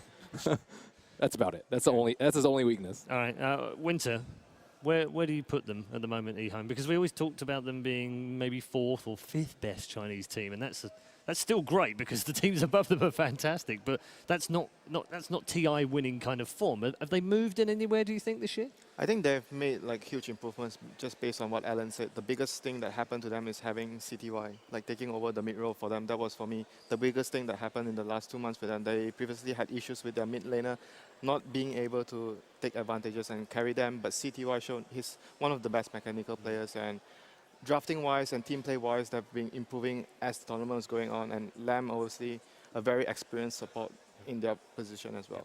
Okay. And just to briefly back that up, this was part of the conversation that some of us were having at ESL around the time when it looked like really the Western teams were going to have the advantage. A lot of people were mentioning that some of the Chinese teams really weren't bringing along young players. And when you talk about a team like eHome that's combined CTY with a couple of incredibly strong veterans in LANM and ROTK, this is a recipe for success at a tournament like this. At least on paper, anyway. What's the best matchup you're looking forward to in player-wise or lane-wise? What are you looking forward to? The mid lane is going to be very interesting for sure, but I think it's going to take more than that for eHome to beat Secret, in my opinion. They're going to have to adapt to a whole new play style they haven't faced so far. Right. That's the way I see it, and it's not going to be easy for them. I think when you play versus Secret, you need to be able to adapt in-game, and that's not common. You know, usually you can just play your game and it will be fine. Versus Secret, I don't. It might work, and if it doesn't, you need to be able to get it to work, and it's really not an easy task. In the sense of where they are ranking-wise right now and recent results, this Team Secret are a heavy favourite for this game. Does that mean they'll probably draft fairly conservatively? Yeah, I don't think EHOM has to try anything too crazy. They can just, they're a very good team. They're super solid. I wouldn't be super surprised. I wouldn't be very surprised if EHOM beats Secret or take a map or even win the best of 3. It's going to be tough, but it's definitely doable. Why are you smiling? I just love that question because when you ask it about Secret, the answer is you never know. Yeah. You just never know what this team is going to do, what this team is going to. I mean, this is a team that pulled out Blood Secret. All right, let me ask you a different question. Do they have a conservative draft mode? They do, and I've seen them run a couple conservative drafts, but look, the fact is this. Part of the definition of the great team, you don't have to know that much to know you're watching a great team. If you're new to Dota, buckle up.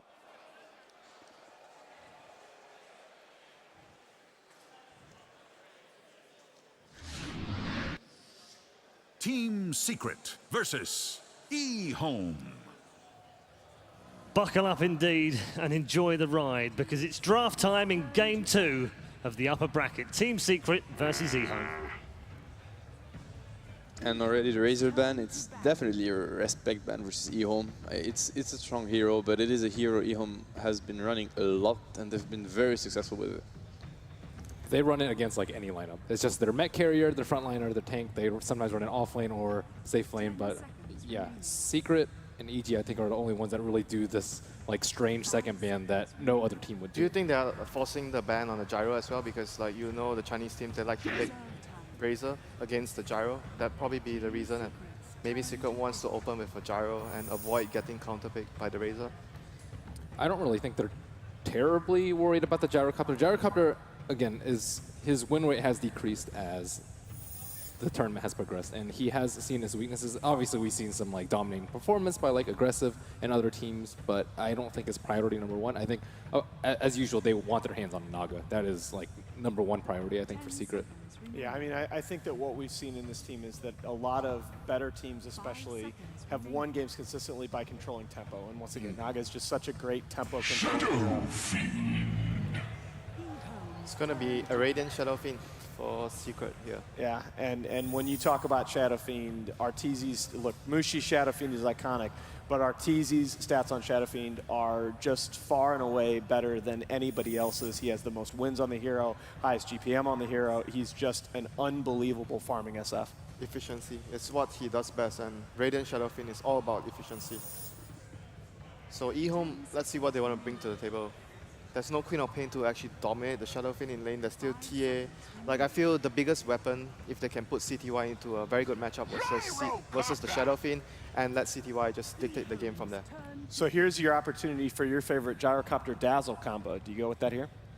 I mean, it's possible. Like, against Shadow Fiend, you want to have, like, the weave to actually counteract some of the minus armor. It could work very well, and obviously the stats just tell us the story about how successful this duo is in the tournament.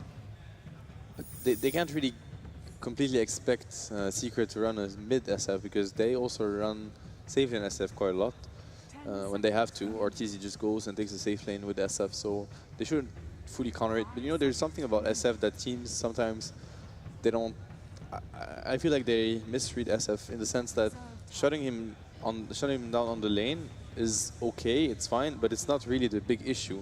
When you play versus SF, if you don't want him to be a factor, you need to time when he goes and clears those stacks. This is when you need to go and do something about it. You need to ward in advance. You're going to see the supports smoke themselves, place a ward there. And if you contest the stacks when he does them, at least for the experience, you can just go there and leech experience or steal them. This is how you shut down SF really in the early phases of the game. Yeah, and you mentioned this as well. It might be a safe lane SF. I think it actually probably will be. Secret switch up their cores more often than any other team. This has become a trend for almost all the good teams. But Secret's almost 50-50, whether they'll run Arteezy or S4 mid. And people forget, you know, before he sort of swapped roles a bit on this current squad, S4 is an excellent SF in his own right. Yeah, he is as well. He's dominating mid player, so is Arteezy. It's really hard the two of them really can swap roles and positions very easily. So we've seen that opening yesterday, the SF Dazzle, and I don't think we've seen any SF that didn't go for mech. I mean, it happened, but it was almost all those SFs went for mech first, and it was the group. Like we haven't seen the SF Shadowblade Midas, you know, that type of SF that just goes alone, clears waves, split pushes. It's a team fighting SF that we've seen at this TI so far. The only unusual pick out of these four is the Winter Wyvern in the first phase. And it's also pretty unusual against a Shadow Fiend because Shadow Fiend has a ton of magic damage. If you Cold and Breaks, that's a free double raise. What I like about Winter Wyvern versus SF is the fact that you can always stop the channeling. Even SF always gets a BKB by minute 20-25, he has a BKB. And then there are very few heroes that can easily cancel his channeling. And Winter Wyvern is one of those. You have heroes such as Bane on support, but you can easily cancel him. It's not the easiest spell to land, although the Wyvern spell is very easy to land.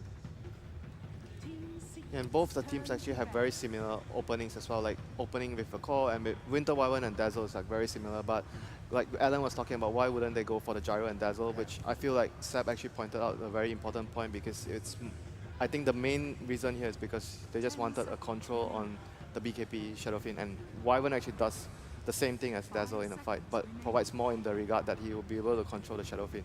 Still, though, Winter Wyvern only 12-20 here so far at TI5. 37.5% win rate. And this, actually, I like the point that Brian K-Poptosis Heron made to me backstage when we were talking about this, that it tends to be the case with Flavor of the Month supports, that the top teams will pick them up and use them really well. And sometimes teams that have played them a little bit less, you'll see really struggle on the hero. eHome is only 4-2 with the Winter Wyvern in this patch. Pretty good record, not a lot of games though. It's a situational hero. It still is. It's very good, but you can't just pick a Winter Wyvern without any reason behind. Yeah. I mean, if it's going to be if it's going to be a first phase pick, Winter Wyvern, I almost always like to see that against like a tiny Wisp, but against this kind of an open, I'm not so sure. It can do, to me, I see the BKB canceling. I also see the anti-push, because when you have SF Dazzle, you need to understand that they can suddenly turn into a heavy pushing lineup. And it's one of the best heroes to deal with the push. Like the cooldown on the second spell is actually ridiculous. And eHome is going very early orientated right now with the Bounty and Winter Wyvern. They have a lot of like gank potentials on the Shadow Fiend. Like both these heroes can actually gank the Shadow Fiend if he happens to be on the mid lane. Which, going back to the point where you guys were saying that probably this game Shadow Fiend is not going to go mid because he's very vulnerable in the middle lane. Especially on Radiant, he's going to farm the jungle very fast. So he could definitely be a safe lane SF, and that's something that's good also. Like, Secret likes to do this as well, the safe lane SF, because Kuroki gets a lot of space and XP, because SF is one of those heroes who's just going to go farm the jungle. It's not going to slow his farm, which is important for him. And then it's going to give space to Kuroki, and he's one of those players. If you give him space, you know, he always rewards you. At the same time, I've seen a lot of teams try and do like a Winter Wyvern or a Bounty Hunter row mid on a Shadow Fiend, and they just park Dazzle there the whole time. It's pretty much a dual lane in mid, and with the Dazzle there, it's you don't have to wait for the TP, which is generally what most teams fall in a trap of. Oh, it's like, oh, you know, you'll be okay for 3 seconds, and then they're already dead. But with Dazzle just plain sitting there at the tower, and while stacking up for him, he's really not losing out on that much. Yeah, and that's what I was going to mention, that you don't lose nearly as much with a Shadow Fiend when you run that kind of semi-dual mid, because Dazzle can be stacking in the jungle at the same time that he's watching the SF's back, and the SF clears those stacks so quickly that the XP loss is minimal. I think eHome can go for, like, from the way I see it right now, like Winter Wyvern, Bounty Hunter, both pretty aggressive. I don't know whether or not they want to do like Bounty Hunter offlane, but they picked Undying a lot in this group stage. Have we seen a 3-position Bounty Hunter though? It's almost all 4s now. I think there was like one game maybe, like from Phobos, I'd say. Like, I can't remember who was it. I think you're right. Yeah, there was definitely one game, I remember. Bane Dazzle is a pretty scary support duo to get, in the sense that there's not much synergy between both of them. Like, but it might not be a support. They run it offlane. Yeah. All right, then if it's not a support, it would make a bit more sense. But I think it's a bit scary to pick. If it is the support duo, I don't like it so much. I think it's very so-so. Yeah, but especially if they lane they've done together. this though against a Gyro. They'll run Zai offlane Bane and just have that Gyro perma enfeebled, and it's just awful. That's very good. For sure, it's going to shut down the Gyro, and it's also one of, you know, when you play versus Gyro or SF, you know you're going to have to deal with the BKB hero 20 minutes in, and sometimes you don't have an answer to BKB, so they just take tower after tower, they get Roche, and you just watch them because you have no answer. But then if you get, you know that getting a BKB counter versus Gyro is always, always needed. He's gonna have a BKB super early into the game, and then you have the Phoenix Grid to control him, which is very valuable. With the Bane pickup, I'm thinking Kuroki has to be on like a very strong support that can carry into the late game, because Bane is like more of like another support. So you want your 4 position. I'm thinking like maybe a Visage would be a good addition to their lineup. Like they have a lot of minus armor, and I mean against Wyvern, you still have like Soul Assumption to deal damage through the Embrace, and I mean certainly fits their lineup. Maybe it would be a probable pickup here for Secret. Definitely, I could see it work. Would be a great pickup for them. So Storm Spirit. Okay, they just have the Storm. Wow. It'll be the Storm plus Bounty Hunter. They'll be looking for a lot of pickoffs, left and right. But then again, Bane is also a good hero to deal with. The Storm, you can lock him down for long periods of time so your teammate can actually finish the Storm off. I really like the way RTK is drafting right now. I think it's a very solid draft, and he's taking advantage of everything Secret gives him, every information he's been given. So the information now is that they don't really have the best lockdown. You know, you can't really rely on the Bane lockdown because it's a channeling spell versus a Winter Wyvern, a Shuriken Toss. So this Storm Spirit is gonna have a lot of space. It's just scary in the laning phase, but yet again, we said he had a Winter Wyvern and a Bounty Hunter to back him up. Yeah, there's, by the way, the 4-position hero that you were talking about for Kuro with some late-game potential. They've done this recently, run him in a game on Spirit Breaker in the group stages against IG. And again, it's a hero that, you know, it's not your traditional 4-role transitioning into a core, but it still has enough potential, I think, that he'll be well used. Yeah, but I still feel they definitely might need more lockdown though. I'm not sure, like the Storm Spirit, they have like Bane, Fiend's Grip and Spirit Breaker charge. It's not really reliable in a lot of scenarios. So the Storm might still have a really good game against the current 4 lineup that And to Secret me, has. this second phase pick from Secret, Bane, Spirit Breaker, really doesn't seem like a Secret draft, because even S4 in interviews, and he's the one drafting, has said how much they favor AoE heroes, because they want to be able to relieve the pressure, just outpush the lanes, control in team fight. And those heroes they don't do this at all. Dazzle doesn't, Bane doesn't, Spirit Breaker doesn't. They don't have wave clear, they don't have control. They have very unreliable disable, let's say. It's really hard to land your ulti versus a Storm that plays it correctly against Spirit Breaker. Yeah, but one thing is like they are tanky, you know. So we've talked about when you draft a Bounty Hunter, you want to be able to get kills. They have Dazzle to Definitely. everyone. And Bane and Spirit Breaker are just, in general, very tanky heroes themselves. That might be the reason for it. Yeah, that might be the reason why they're actually going for such a lineup. And they have a lot of actually good lockdown against the Gyro.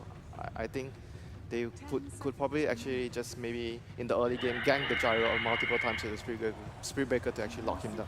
And kill him. Ehum's draft is very, very strong. Yeah, with we've seen them like done this, I think, maybe once or twice with the Wyvern and Phoenix. Very good team fight. Like a lot of synergy in between the two This is so ultimates. scary. It's scary, but you know what? Let me bounce this off you. One of the more underrated aspects of Spirit Breaker, he's actually very, very strong in lane. Starts the game off with 927 effective HP against physical damage. That's almost 100 more than any other hero. I actually think that Secret might just be looking to blow him off the lanes here. If this were VP, they would definitely pick Silencer. I think it's a really good versus against Storm, but Silencer is really good against Storm and Phoenix, but it's Secret. it's Secret, so probably not gonna happen.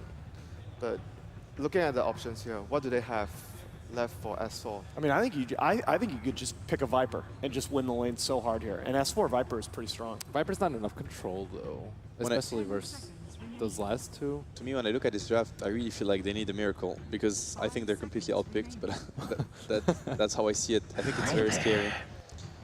They need to win the lanes really hard, because they have only single targets, and the others, they have so much control. Yeah, they have like 4 single target, I think. Yeah, and SF is not really, he doesn't control the team fight, he just does damage. Okay, thank you very much, gentlemen. We are almost ready for our first game in this second series of the day. Quarterfinal of the upper bracket. Let's find out whether Team Secret's favorite status is exactly what it is. We'll join our commentary team of Blitz and Philadelphia's very own Eagle, LD. Thank you, Paul. Ladies and gentlemen, welcome. We're live here in Key Arena, and I might not make it out of here alive at this rate, but of course, the Seahawks fans are being kept away for the moment. I'm LD. I am joined here by Blitz. Blitz is a 7K former Zephyr Storm player What are your thoughts on the Storm pick this game? Dang. I play other heroes. I just want to get that out there, but... Come on. Do you really? Yo, there's a lot. My mom's here. Come on. She's already under the impression that I only play that hero because she doesn't understand Dota. I'm so sorry. And so this isn't helping me out, but... I've humiliated you. All right, so Storm against this lineup is really good, but the thing is, I think what Secret are looking to do, especially with that Viper pick, I think I called it early in our internal discussion, is I think what Secret want to do is just phase CTY out of the game. What Storm is incredibly weak against is if you decide to death ball, you gather up his 5 with the mech and just draw the line, say, we're never going to let you ball in, we'll always have backup. It's going to be incredibly hard to fight, but eHome, they've got a lot of heroes to force good fights. ROTK, I really like that Phoenix pick. Before, it was one of the counters to Shadow Fiend. If you think about it, Shadow Fiend pops his BKB, uses his ultimate. All Phoenix has to do is charge the egg. You waste most of the charges on your BKB, and all of a sudden, you can't really fight the Phoenix. It is definitely a different approach here from Secret, but I think one thing worth discussing, and you've certainly talked about it a bit before in some of your previous casts, a lot of players have also echoed the sentiment. Shadow Fiend is a lot more popular on the Radiant side. Yeah, I think we talked in the lunchroom and you're like, it doesn't make a difference, but it does, because the fact that you can safely stack your own jungle, you don't really need a reliable support to, but having a reliable support helps. It's really hard to invade that side, especially because if you have the tier 1 tower up, people can just TP support in if there's a smoke gank. It's incredibly risky. Speaking of ganks, here we go off the bat. ZYF wants to get in nice and early with the aggression. The charge comes through, but it's not going to get the kill just yet. They get done. Secret, early first blood. The trade is Arteezy also falling. A crazy skirmish erupting in the river.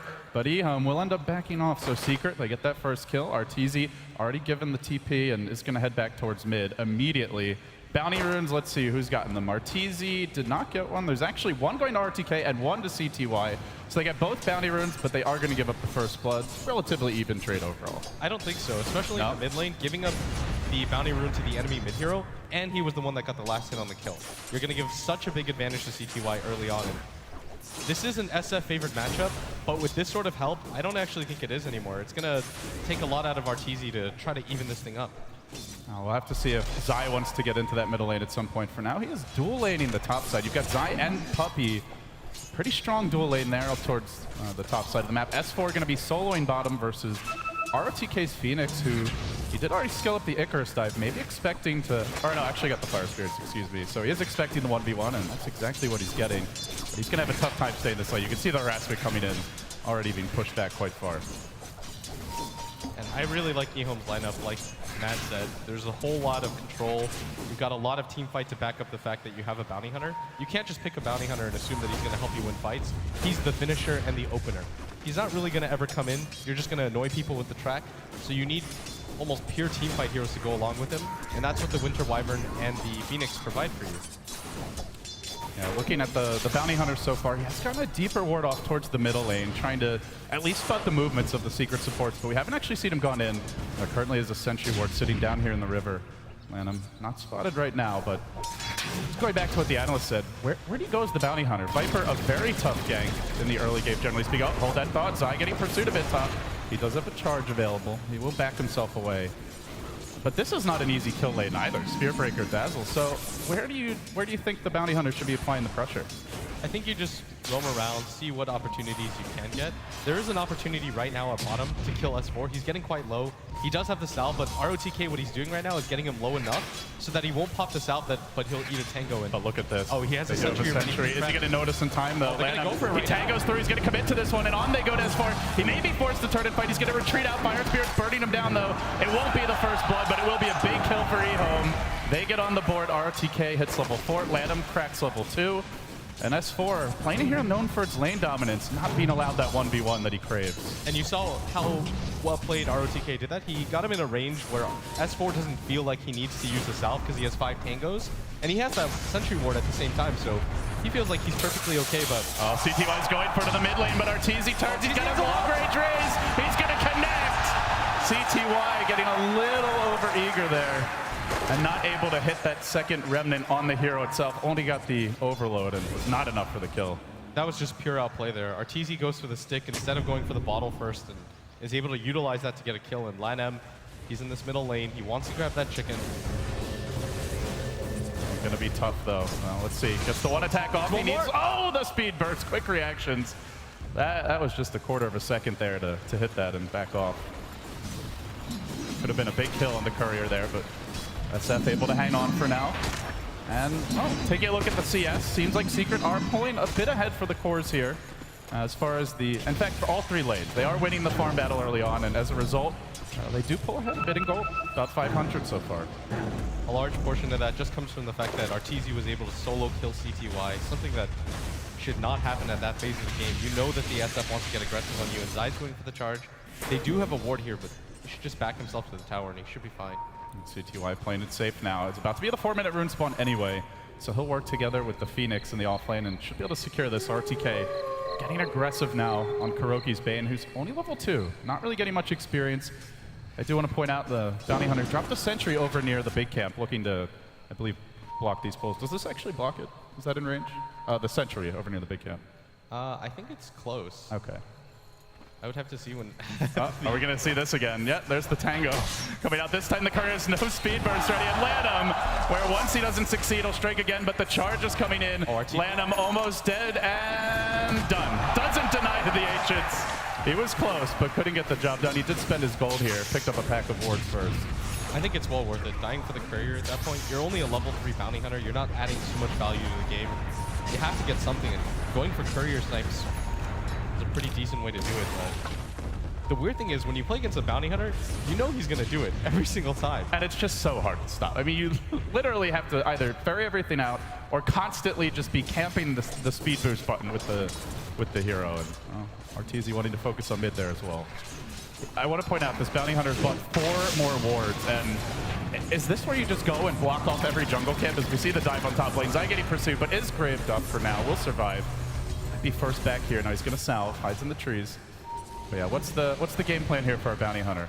I think that is the point, and he's going to try to help out this bottom lane, but he doesn't have the egg quite yet.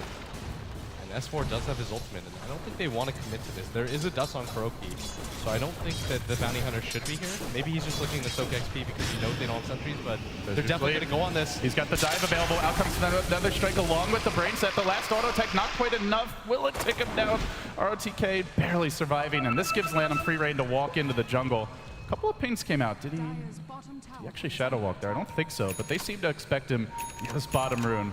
And I'm looking to grab it, getting eyes on Kuroki. A lot of pings. They want to control these, but CTY will get the bounty rune as Arteezy gets the real prize here, the double damage. Yeah, and right now he's doing such a good job. Oh, now they've actually seen him. I'm playing with fire. He still has 4 wards available, and I think this might be one of the counters to the Shadow Fiend where, you know, he won't show himself on the map, but if you just ward his entire jungle, you could just get rid of his... There's a charge. It's a long way to go for Zai, but he is rushing in towards bottom, and thinks better of it. In fact, the real aggression is going to go the other way. With the dive in from RTK, he's hit level 6. He can deploy the egg here. Wants to hold it as long as possible, getting out the fire spirits, bringing him down. Haven't committed just yet. Will Secret be able to snipe him before he gets it off? In comes ZYF as well. The call down's an airball. Kuroki just skirts away from it. The charge through 1 to 2 hits on Lanham. Can they focus him now? They got a brain set. They get the kill. Now the egg, though. Secret fighting into it, but focusing with 3 arrows. Kapow! It won't actually go off. Held it for a long time there. The backup rises up to CTY. Jump in number 1, gets Kuro. Will he go for more? He's pretty low on the mana. And in fact, pump fake on the charges. Zai will just back off towards the base. But Arteezy, he's getting a free time here in the mid lane now. Yeah, and this is perfectly fine if you're Secret because Puppy's going to soak XP at top. Arteezy's going to really hammer this mid tower. He's got full treads, an Aquila finish on the courier. He has a DD rune right now, and it's just going to work. It's just what happens with Shadow Fiend. If you don't constantly pressure him, the second you step back, he cleared out what I believe was a double stack, and he just keeps on farming the jungle from here. The camps haven't really been warded. They just placed 1 deep ward for vision. But they're not slowing down Arteezy's economy whatsoever. And in fact, also topping the CS charts is S4, the 2 cores for Secret. Off to a hot start here in game number 1. Yeah, and this is the strength of the Shadow Fiend. Because he can clear the waves so quickly, it means that if you're a Storm player and you decide to leave the gank, which I think CTY had to, it means that there's a free creep wave at your tower every single time. If you notice, Arteezy, 1 raise, 2 raise, right-click the tower. That means CTY always has to rotate or somebody has to be there to respond, and it gives his team a lot of information. Because if nobody shows up, then he knows A, a gank's happening, or B, CTY's in his own jungle, and either way, it's just free space for him. Speaking of free space, Puppy's found a lot here top. He's hit level 6 at 8 minutes in on a Dazzle. The dual lane helping out quite a bit. He's actually out-leveling Zai, who was the man enlisted to give some support to these other lanes. He's waiting for a charge opportunity now. No points in the Nether Strike just yet. And they have finally planted down a sentry near the big camp, but in some ways it feels the damage already done. There's the charge onto DDC. He was instantly ready with the Cold Embrace. That's not going to happen. Let's force the Gyro TP out. He'll back off, and now bottom lane going to be freed up a bit for S4 as Lanham. There's a bit of leeching here off of Arteezy in the Radiant Woods, but there's the call down top side. Try to charge out. There's the Grave as well. Kept alive for now. Can they get him with the last Fire Spirit? No heal. Oh, he barely survives defensive sleep. Still the Splinter Blast prevents the escape. Oh, they really tried. They pulled out everything in the medical kit there, but it wasn't enough to keep him alive. You are seeing how difficult it is to kill Secret's heroes, though. You have to deal with the charge, the natural tankiness of almost all the heroes. I think Matt pointed it out yesterday where Bane's just one of those naturally tanky supports. You've got a shallow grave and nothing cuts through it. You've got a Spirit Breaker, for some reason, was given 1,000 HP as a base and 7 armor to boot without any armor items. So you've just got a lineup that's incredibly hard to kill. Sooner or later, you're going to see a mech on S4, and Arteezy's doing...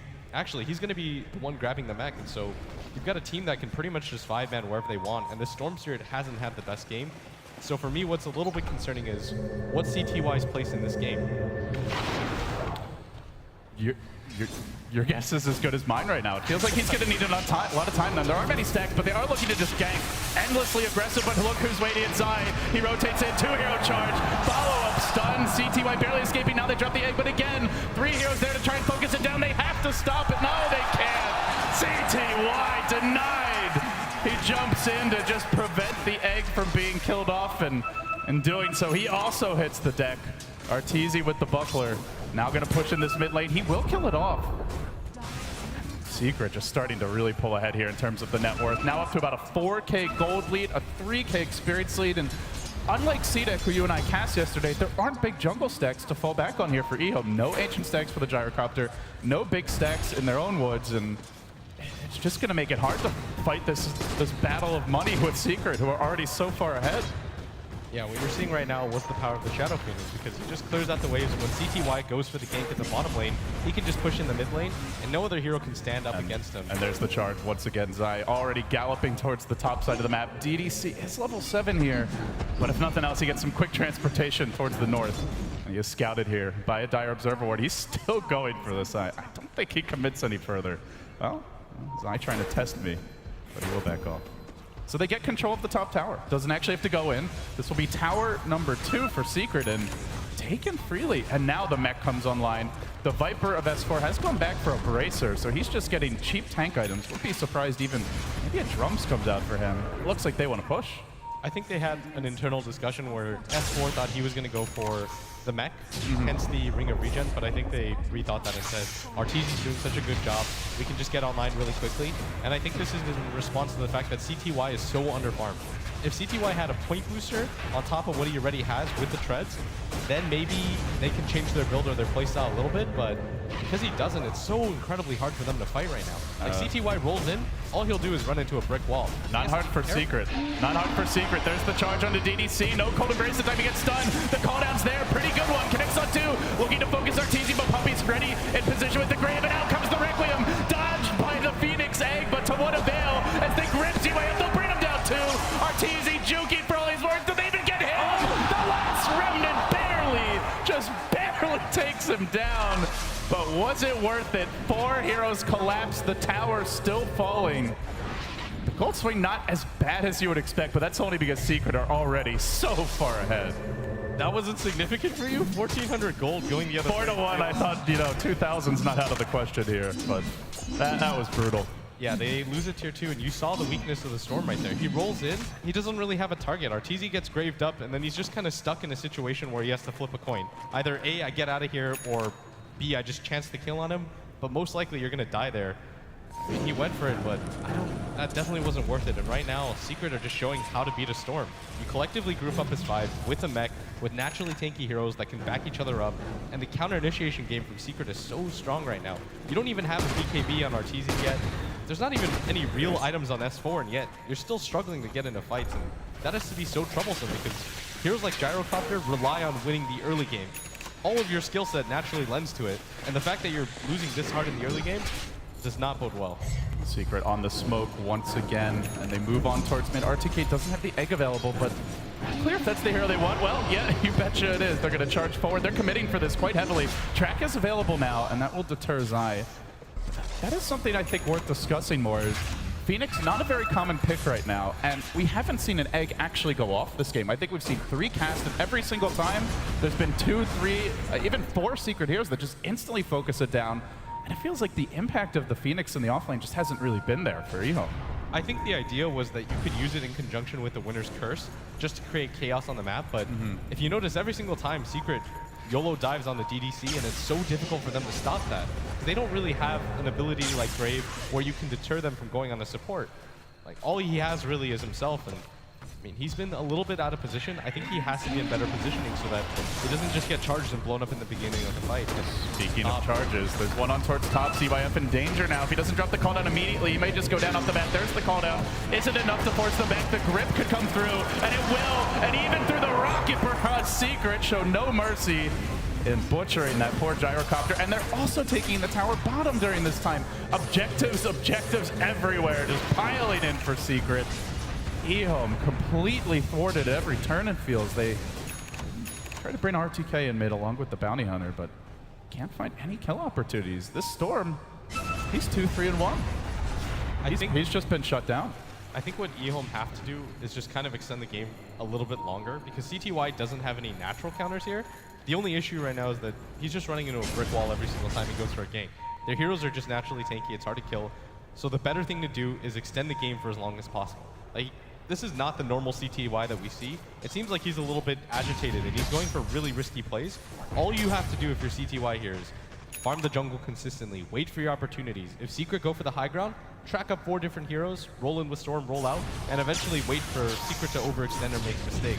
But right now, I think if eHome try to get aggressive, they'll lose every single time.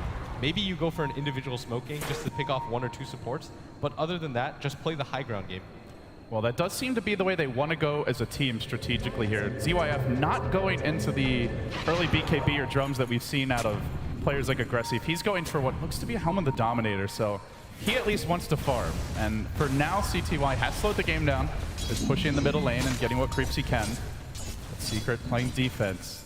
And I guess the question is, what is Secret waiting for? It looks like Arteezy just finished the BKB, and that may be cue to go into the pit. He's just picked up a haste rate as well. Level 13, everything pretty much maxed out here, aside from the ultimate and presence. He's ready for the big 5-man fight, and all they have to cancel Requiem is really a Winter's Curse. You don't really want to initiate with that because you want to be able to use it in tandem with the Supernova, but Secret are really denying them opportunities. And with this 10-second BKB, I think Secret just march down and take whatever objectives they want. I think they have to play face rush Dota right now. Go as fast as you can. Don't let eHome gather up and take split pushes. You just have to apply pressure at all points. That kind of force eHome into awkward situations. And they do have to be careful because this is a Bounty Hunter game, and as much as it feels like Secret has been in total control almost from the very start, maybe not when the rune spawned, but shortly thereafter, Track Gold can swing just about any game around right now, and the gold lead it's not that overwhelming. 1 bad fight, and this is close to 0, so Secret wisely playing it safe, getting their core items up. They're going to get a little insurance here. S4 picking up the Midas, and they will smoke. They have thoroughly de-warded their side of the map. In fact, only really just that 1 Dire Observer ward remaining, and it's not in the right place to spot this, which is the move into the Roche pit. They have a medallion available, and they go directly there. Ping coming out towards the top side of the map from Secret. They want, looks like Zai to show himself and maybe try to bait somebody onto this top tower. As the counter D-ward comes from CTY. It's a freebie for Secret. Not even contested whatsoever. eHome getting the lanes pushed out, but that's about it. And now Arteezy, well, this is a Shadow Fiend in his prime. 3K ahead of any hero in the game. We've seen this so many times as of late with Team Secret, and we see it again now. A nearly unkillable core hero that does the most damage on the map to boot. It's going to be incredibly hard for eHome to take any fights, so this is what they have to do. Apply pressure where they can. You notice that CTY goes mid, he forces some heroes to show themselves, and then they show themselves top. I mean, just look at this. He's diving past tier 2s by himself. This man has no fear. No, he doesn't. Did you understand that? That was a terrible joke. He's so sad. Hey, they're both doing pretty well, so I guess they'll survive somehow. And now they jump onto the mid lane, onto RTK. The mech comes out. They force it out nice and early. Arteezy still has the Aegis. He gets slept during the Winter's Curse, and there's nobody there to hit him. That's a big team fight already down the drain. And eHome may just have to sack this tower for free. Oh, uh-oh. The hunter is becoming the hunted rather quickly as the charge goes on to Lanham. I believe there is detection on Zai. No way out. Lanham is going to take this one in the mouth, punched, then smacked by the Lantern, and he will go down to the Nether Strike. Secret taking a tower while collecting kills. It's been the story of this game. And eHome can't panic like that. The fact that they were willing to use the Winter's Curse on an SF that was diving their tier 3, like with an Aegis and a BKB. But he's not going to commit for that. Yeah. I felt like that was just an overreaction, and that means any single time they use any one of those spells, they can't get into fights anymore. And their bounty hunter simply just can't dive. They need the level 2 track up, and he's only level 8 right now.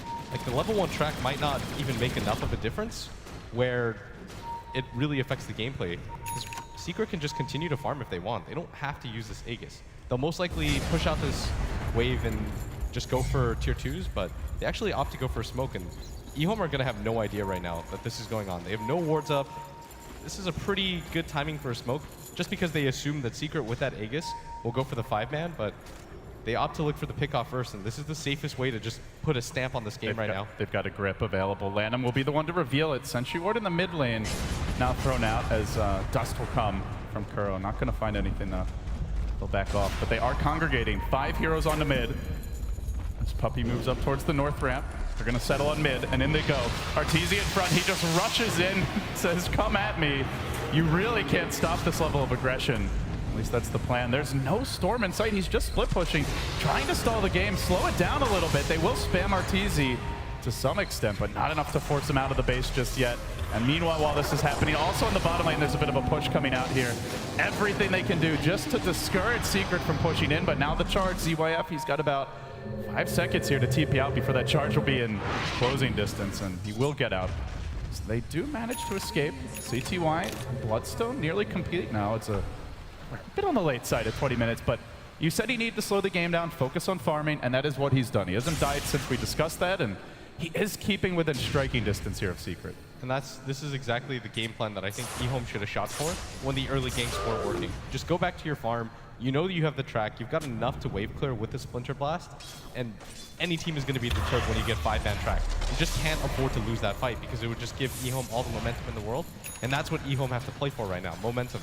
They've got a Bloodstone on their Storm Spirit. He gets around 14 charges. There's no natural counter to his hero on Team Secret, and he can pretty much just do whatever he wants. And so it's actually a little bit on Secret to play perfectly from here on out, because you don't want to feed away track kills, and you especially don't want to feed away bounty hunter tracks.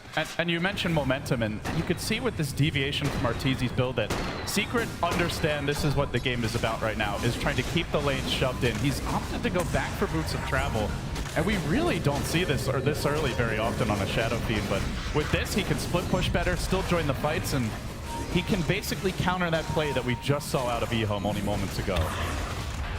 Very interesting change up here, and I think it really speaks to what Matt said on the panel, that normally Secret prioritize a little more wave clear and spam from their supports, but well, Arteezy is going to be the one-man pushing army at this rate. Yeah, CTY, he's so afraid right now, but he has to just continue to push in as far as he can. They're pinging at top, but it looks like they want to ignore this and check if there's a stack. They're looking for the Ancients.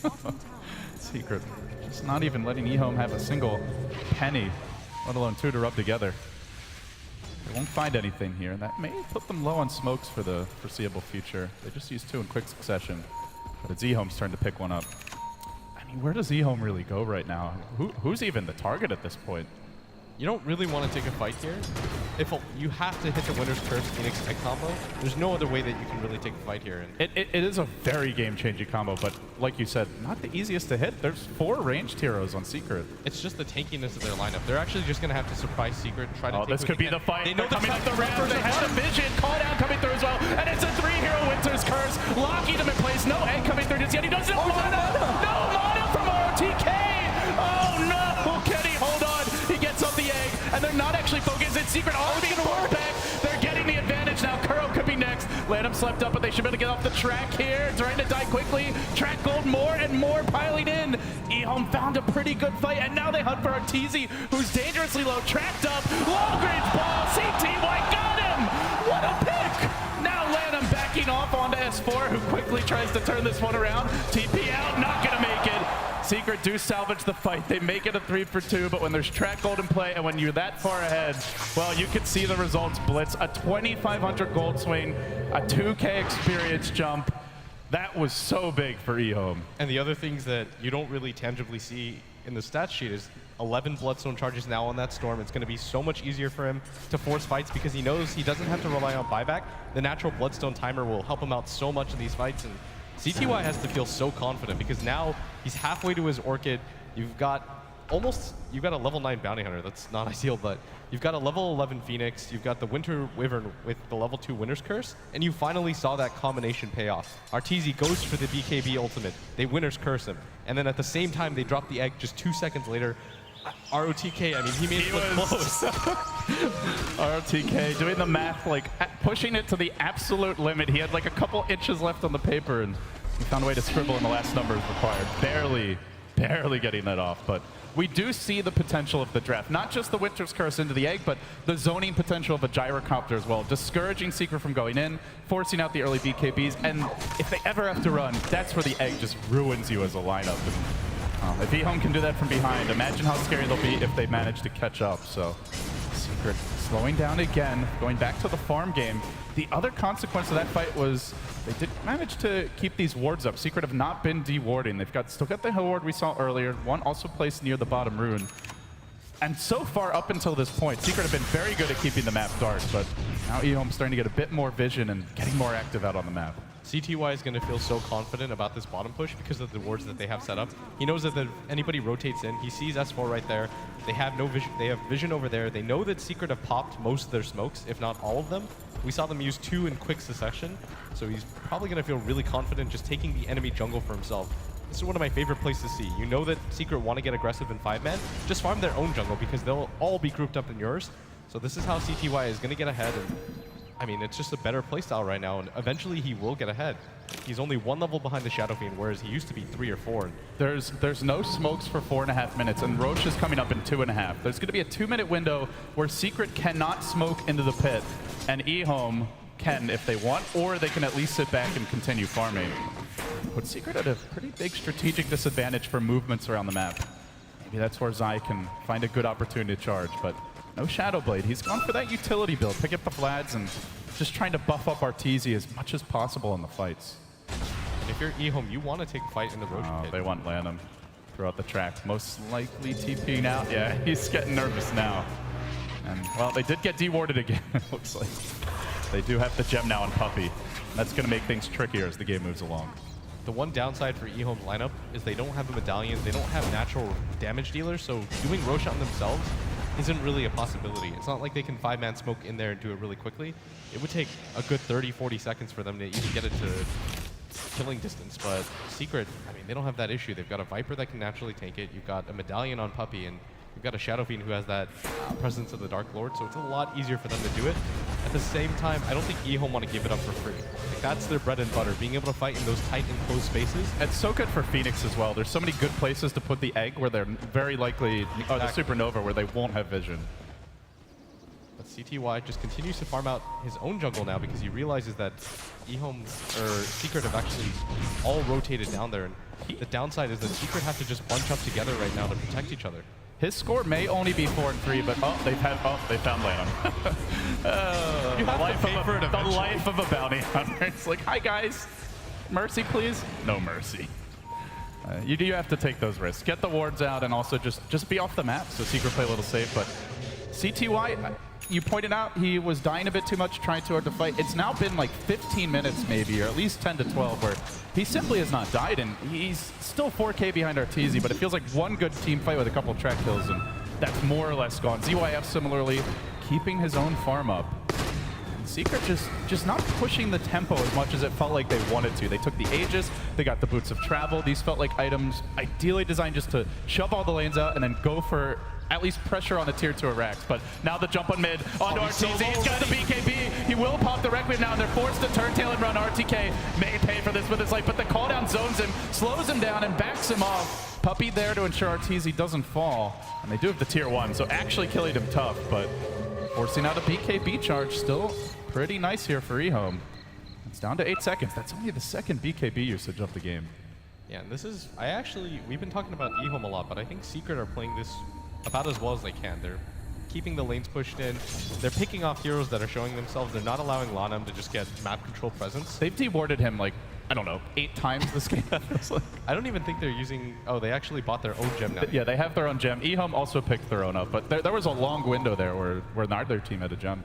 Yeah, they were just playing the guessing game, and they were doing a good job about it, but I mean, Secret are just playing patient, especially after that fight in the jungle. Secret realized they are vulnerable. Like, their lineup isn't unkillable by any stretch. Just walking in. Oh, they have the medallion now on DDC. They have the medallion, and they may just know that Secret don't have smokes based on how many they used earlier in the game, but this ward spots them. Uh-oh.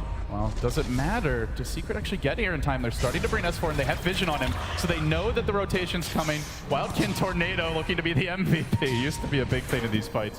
S4 will be scouted by it, and so Secret really beginning to group up. The BKB of Arteezy is ready. Roche gets pretty dangerously low here, not dead quite yet. And now the jump forward from CTY onto Puppey, almost instantly bursts him down, but he does get slept up by Kuro. Saved for now, mechs up, stays alive. The charge forward, there's the curse. Isolating S4 and bringing him down through BKB. Arteezy with his own BKB, but not doing that much damage during this time. Will they be able to hang on and turn this fight? There's no egg mana once again. ZYF getting put under. Arteezy again moving forward. The BKB of ZYF about to wear off. Track is there, but they've really used all the resources throughout the Phoenix Egg. How can they hope to fight this? And now they sleep ZYF. They charge it again and club him with the lantern. The jagged glass will ultimately send him back to the well, but he's going to buy back on the gyrocopter, and they really are going to commit everything they've got for this Roshan. They already threw a lot in, and they want to do a little bit more. They know they have the egg available still around the pit.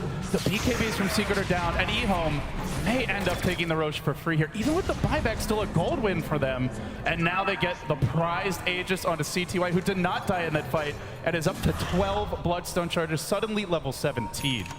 Yeah, and this is a ticking time bomb right now for Secret, because every single time they kind of take an even fight, but they don't kill that Storm Spirit, they have to be so worried. So that Bloodstone counter is getting quite high. He's got 1,200 gold on top of that, and Lanam is finally getting near that level 2 track, but in Secret, the main problem there, I think, was that they showed themselves on the map. They knew that Kuro was pretty far away using this ward. They actually mass pinged him. They're like, go on S4 right now. We don't have to do the Roshan. Just take the 4v5 fight. Then we'll do the Roche. We have the dire side advantage, and this is the real strength of being on the dire side and doing Roshan. You can buy back and get there incredibly fast. I think the only person on Team Secret with Boots of Travel is Arteezy, and even then, you've only got that tier 2 bottom to TP2. You're not going to be there in time to contest it. And we also saw the power of not having smokes as well as the track. They had a track on S4 off the bat, so they knew he was coming in. And they also, it seemed like, just knew that Secret wouldn't be able to smoke into the pit at all, so maybe they could have gotten a better jump, but wasn't really the case. And that was a fight without a Phoenix ultimate. No Supernova there. Could have been very scary for Secret if he had mana. And it's getting to the point where RTK he's really crippled in this regard. But onto the middle lane, there's the jump on Puppey. The silence is there from the Arcane defensive sleep. Kuro was looking for it, but he couldn't quite get it off. Now they want to take this fight. They bait out the egg off the bat, but the Winter's Curse prevents them from killing it. And now Secret gets off back. The egg's gonna go off. They're blasting him with the Phoenix Ray and forcing S4 off of the fight. Arteezy has Requiem mana though. BKB is starting to wear off. Can they turn this one around? He gets the first kill on RTK.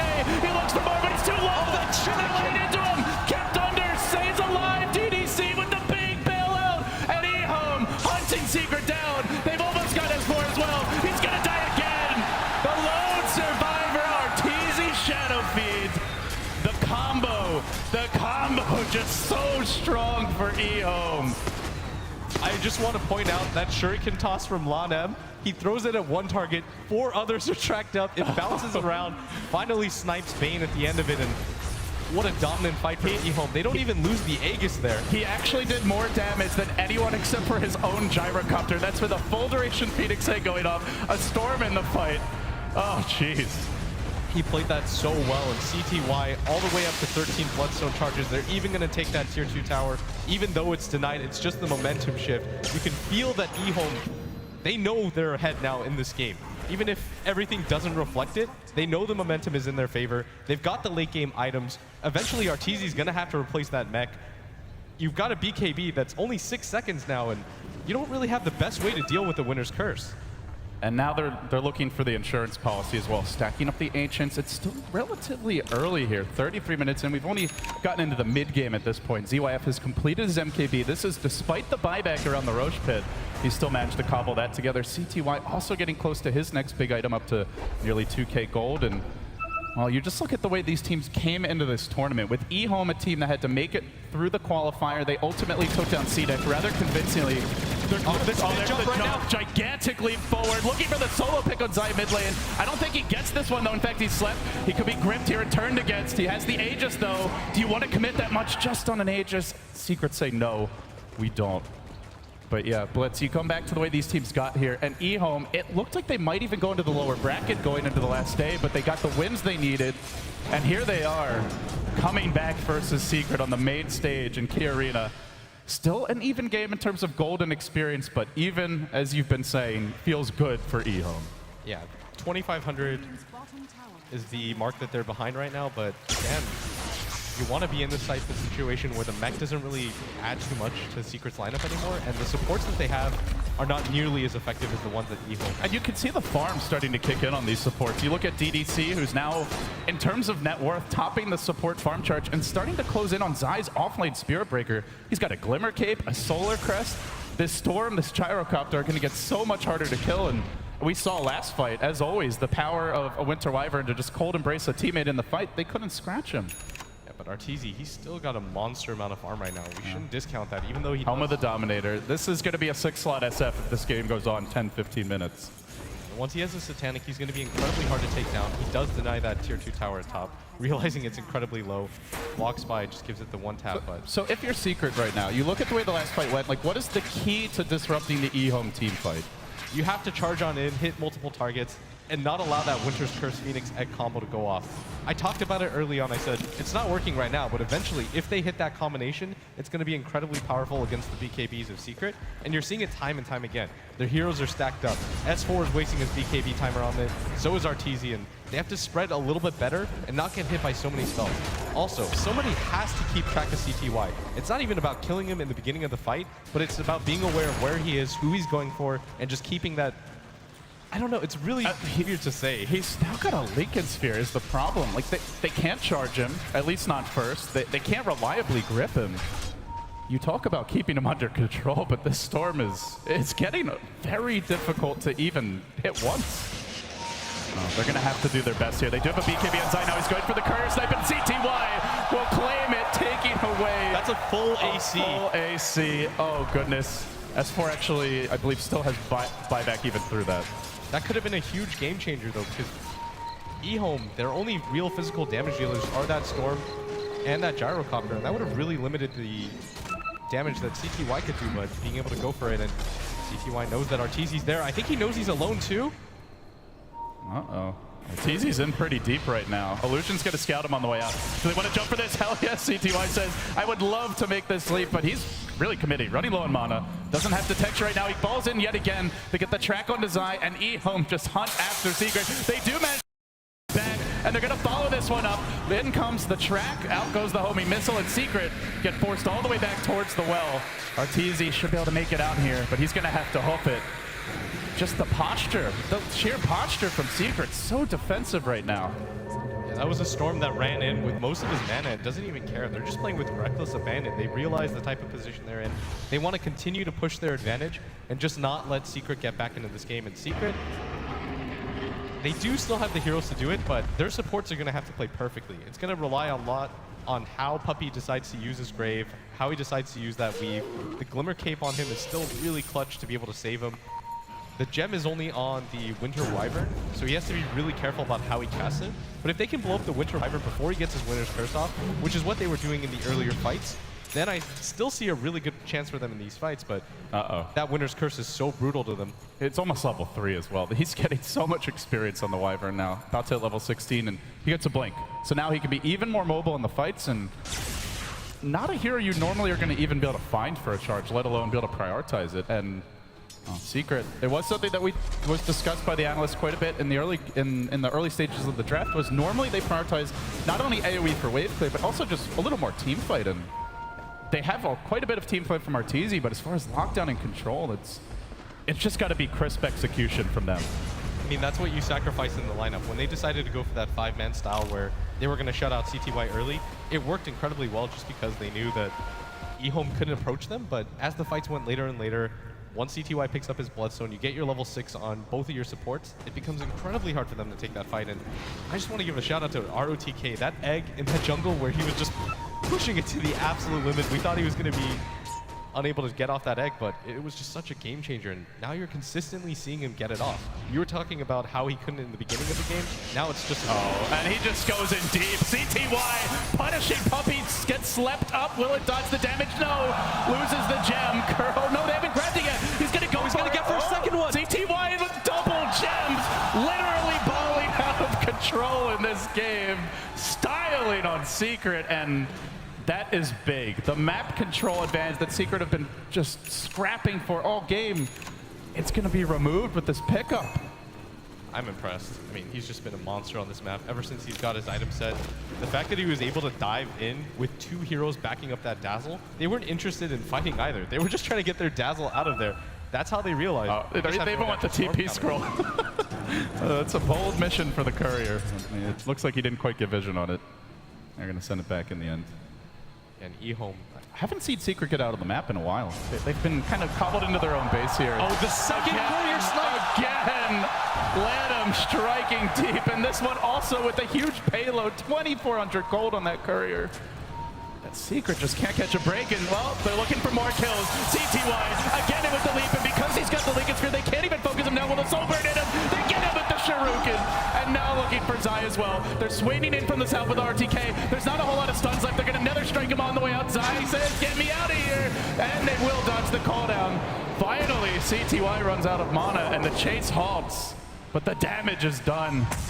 And you see the way the game has turned and what it's become. It's become Secret unable to deal with the rampaging CTY, jumping them from halfway across the map, usually solo with no fear, and the supports just, they can't be on their own. Yeah, they can't even be next to their teammates half the time.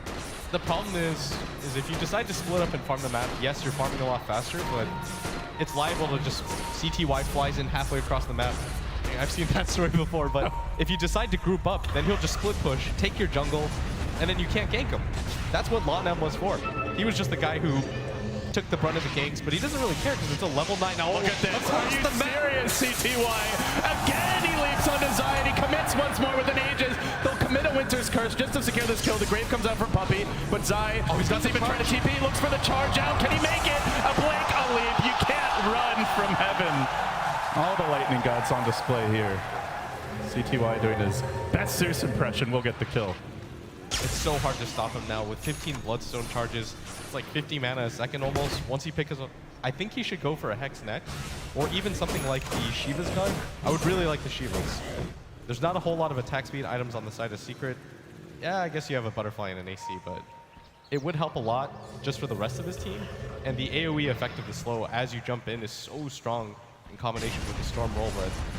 And Secret, look at their positioning. They have to 5-man together at all times. You very rarely see this from Secret, even if they're losing the game, but it's just the nature of the Storm in this game. They don't have much lockdown for him, and well, it certainly doesn't help that one of their heroes are dead, but now it's going to be DDC's turn to look for a bit of D-warding. A CTY leaves him hanging. Should be able to get that gem vision. DDC's getting a little irritated here. Come on, buddy. Let's clean up this ward. We'll do so. Just missing the regen rune that had spawned top, but doesn't have the bottle any longer. And CTY, he's just going to look to jump one of these supports in the back. He doesn't really care. He just wants to make the fight 4v5 as fast as possible. And it just makes it so easy for RTK. He can just sit back and wait for a good time to egg. He doesn't have to force it anymore. CTY does that job for him now. The Lincoln's pick feels like it's been a really nice item this game, and it's not often you see a lineup that literally is nothing except single target lockdown, but this is it. As the graph just plummets against Secret. We're now looking at almost a 20,000 gold swing over the past 10-15 minutes. The jump in on RTZ to start off. They have a Winter's Curse waiting for the opportunity, but DDC patiently holds it, realizing that wouldn't have been a multiple hero curse. They can do this again soon. The Ball Lightning always at the ready. The Vortex coiled out in 5, and no real danger so far. The Weave thrown out just to try and deter Eon a little bit at least. But the tracks keep on piling in. 3 heroes now track. Once you get the first, like, good luck stuffing the next 2. The good news, though, for Secret is that eHome have a pretty terrible pushing lineup. 4-step in. They're going to start the fight that way. Lanham looking for the plays to begin it, but it's S4, and he's a little tanky. RTK says, let's go, let's go. Zai is going to be the first man. At the same moment, CTY jumps Kerr on the backside. He looks to blow up the main off the bat, but the men from Arteezy keeps him alive. RTK wins kept alive as well. These defensive support plays making a difference, and now the egg! The egg! Boulderage going to kill it off in time. They do barely, just barely. Arteezy will pop like a pinata. He's down for 90. He's a buyback again. The sleeps and the saves from DDC make it a difference, and they're diving forward. CTY, life number 2. It's a 5-man wipe. eHome. It's been a miraculous comeback for them. Very well played, and they're not done just yet. They track S4. Arteezy and S4 fighting against the world, but any moment now they could get jumped in. And the eHome chants erupt. We might be in Key Arena, but you wouldn't know it from how hyped this crowd is. S4, the next man jump. It's CTY again and again. He might even go for more here. Objectives. Objectives is the call. Take the Rex first. Celebrate the kills later. And that was, well, a 10,000 gold swing, and it might just be the game here. Secret, 3 down for 20, and eHome aren't afraid at all. Continuing to muscle in, press up on the Rex, threatening to go into Arteezy at any moment. He's being forced back just by some Wyvern harass while they take down 2 lanes of Rex. Secret in grave danger of dropping their first game here on the main stage against a team that came in as an underdog for most. I mean, we've been talking about CTY this entire game, but YJ has kind of quietly snuck in with a fully 6-slotted gyrocopter at the same time. It's just not as flashy of a hero. Yeah, you don't really notice it, but at the same time, it's a lot of damage. It's a lose-lose situation for Secret because they're worrying so much on the Storm Spirit, but meanwhile, at the same time, the gyrocopter's at the top of the net worth chart. It feels like these fights are at the point now where even if one hero gets killed, like even if Secret manages to snipe the egg, it doesn't matter because then they're not killing the Storm, then they're not killing the gyro, and then they still lose the fight. And if they focus on the cores, the egg goes off, you lose the fight that way. Those are the BM Dagots. Oh, the BM Dagots coming out now. That's level 4 too. And considering the way Lanham was hunted throughout this game, yeah, he's pretty pissed. It's a pretty good Dagon 4. I mean, normally you'd say this is late, but Lanham will take it. They can smell blood. I mean, if there's any signal that eHome know they have this game wrapped up, it's the fact that it decides to go for the level 4 Dagon. Supremely confident right now. BKBs are dropping low now in terms of duration. Yeah, okay. Dagon gets stronger late game. You could buy a Hex. They have an Orchid, okay, You could buy a Hex. Touche. All right, Secret, they're going to go for the GG. This is the desperation smoke. Do they get the initiation they're searching for? It could be a great winner's curse. DDC's going to hold it. They go into DYF as well, and they keep Arteezy in position. The egg's there in the middle of everything, and nobody's focusing it. S4's going to go down. Puppy on the run. It goes off. Kaboom! And Zai next. He's surrounded. There's the GG.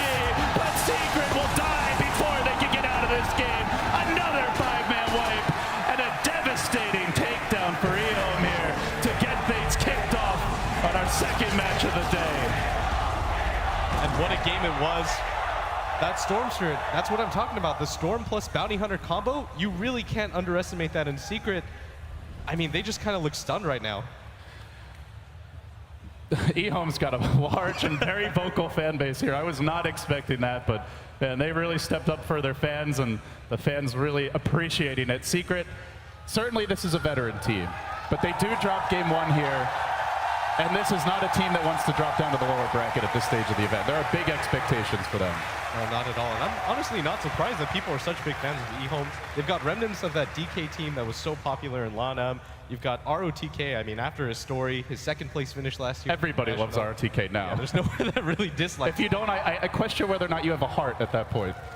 Yeah, but great game played by eHome from start to finish. They just kept looking for it. Well, with that, we're going to hand it back to the analysts, see what they have to think. Red Eye, take it away. Thank you very much, LD. Yes, back.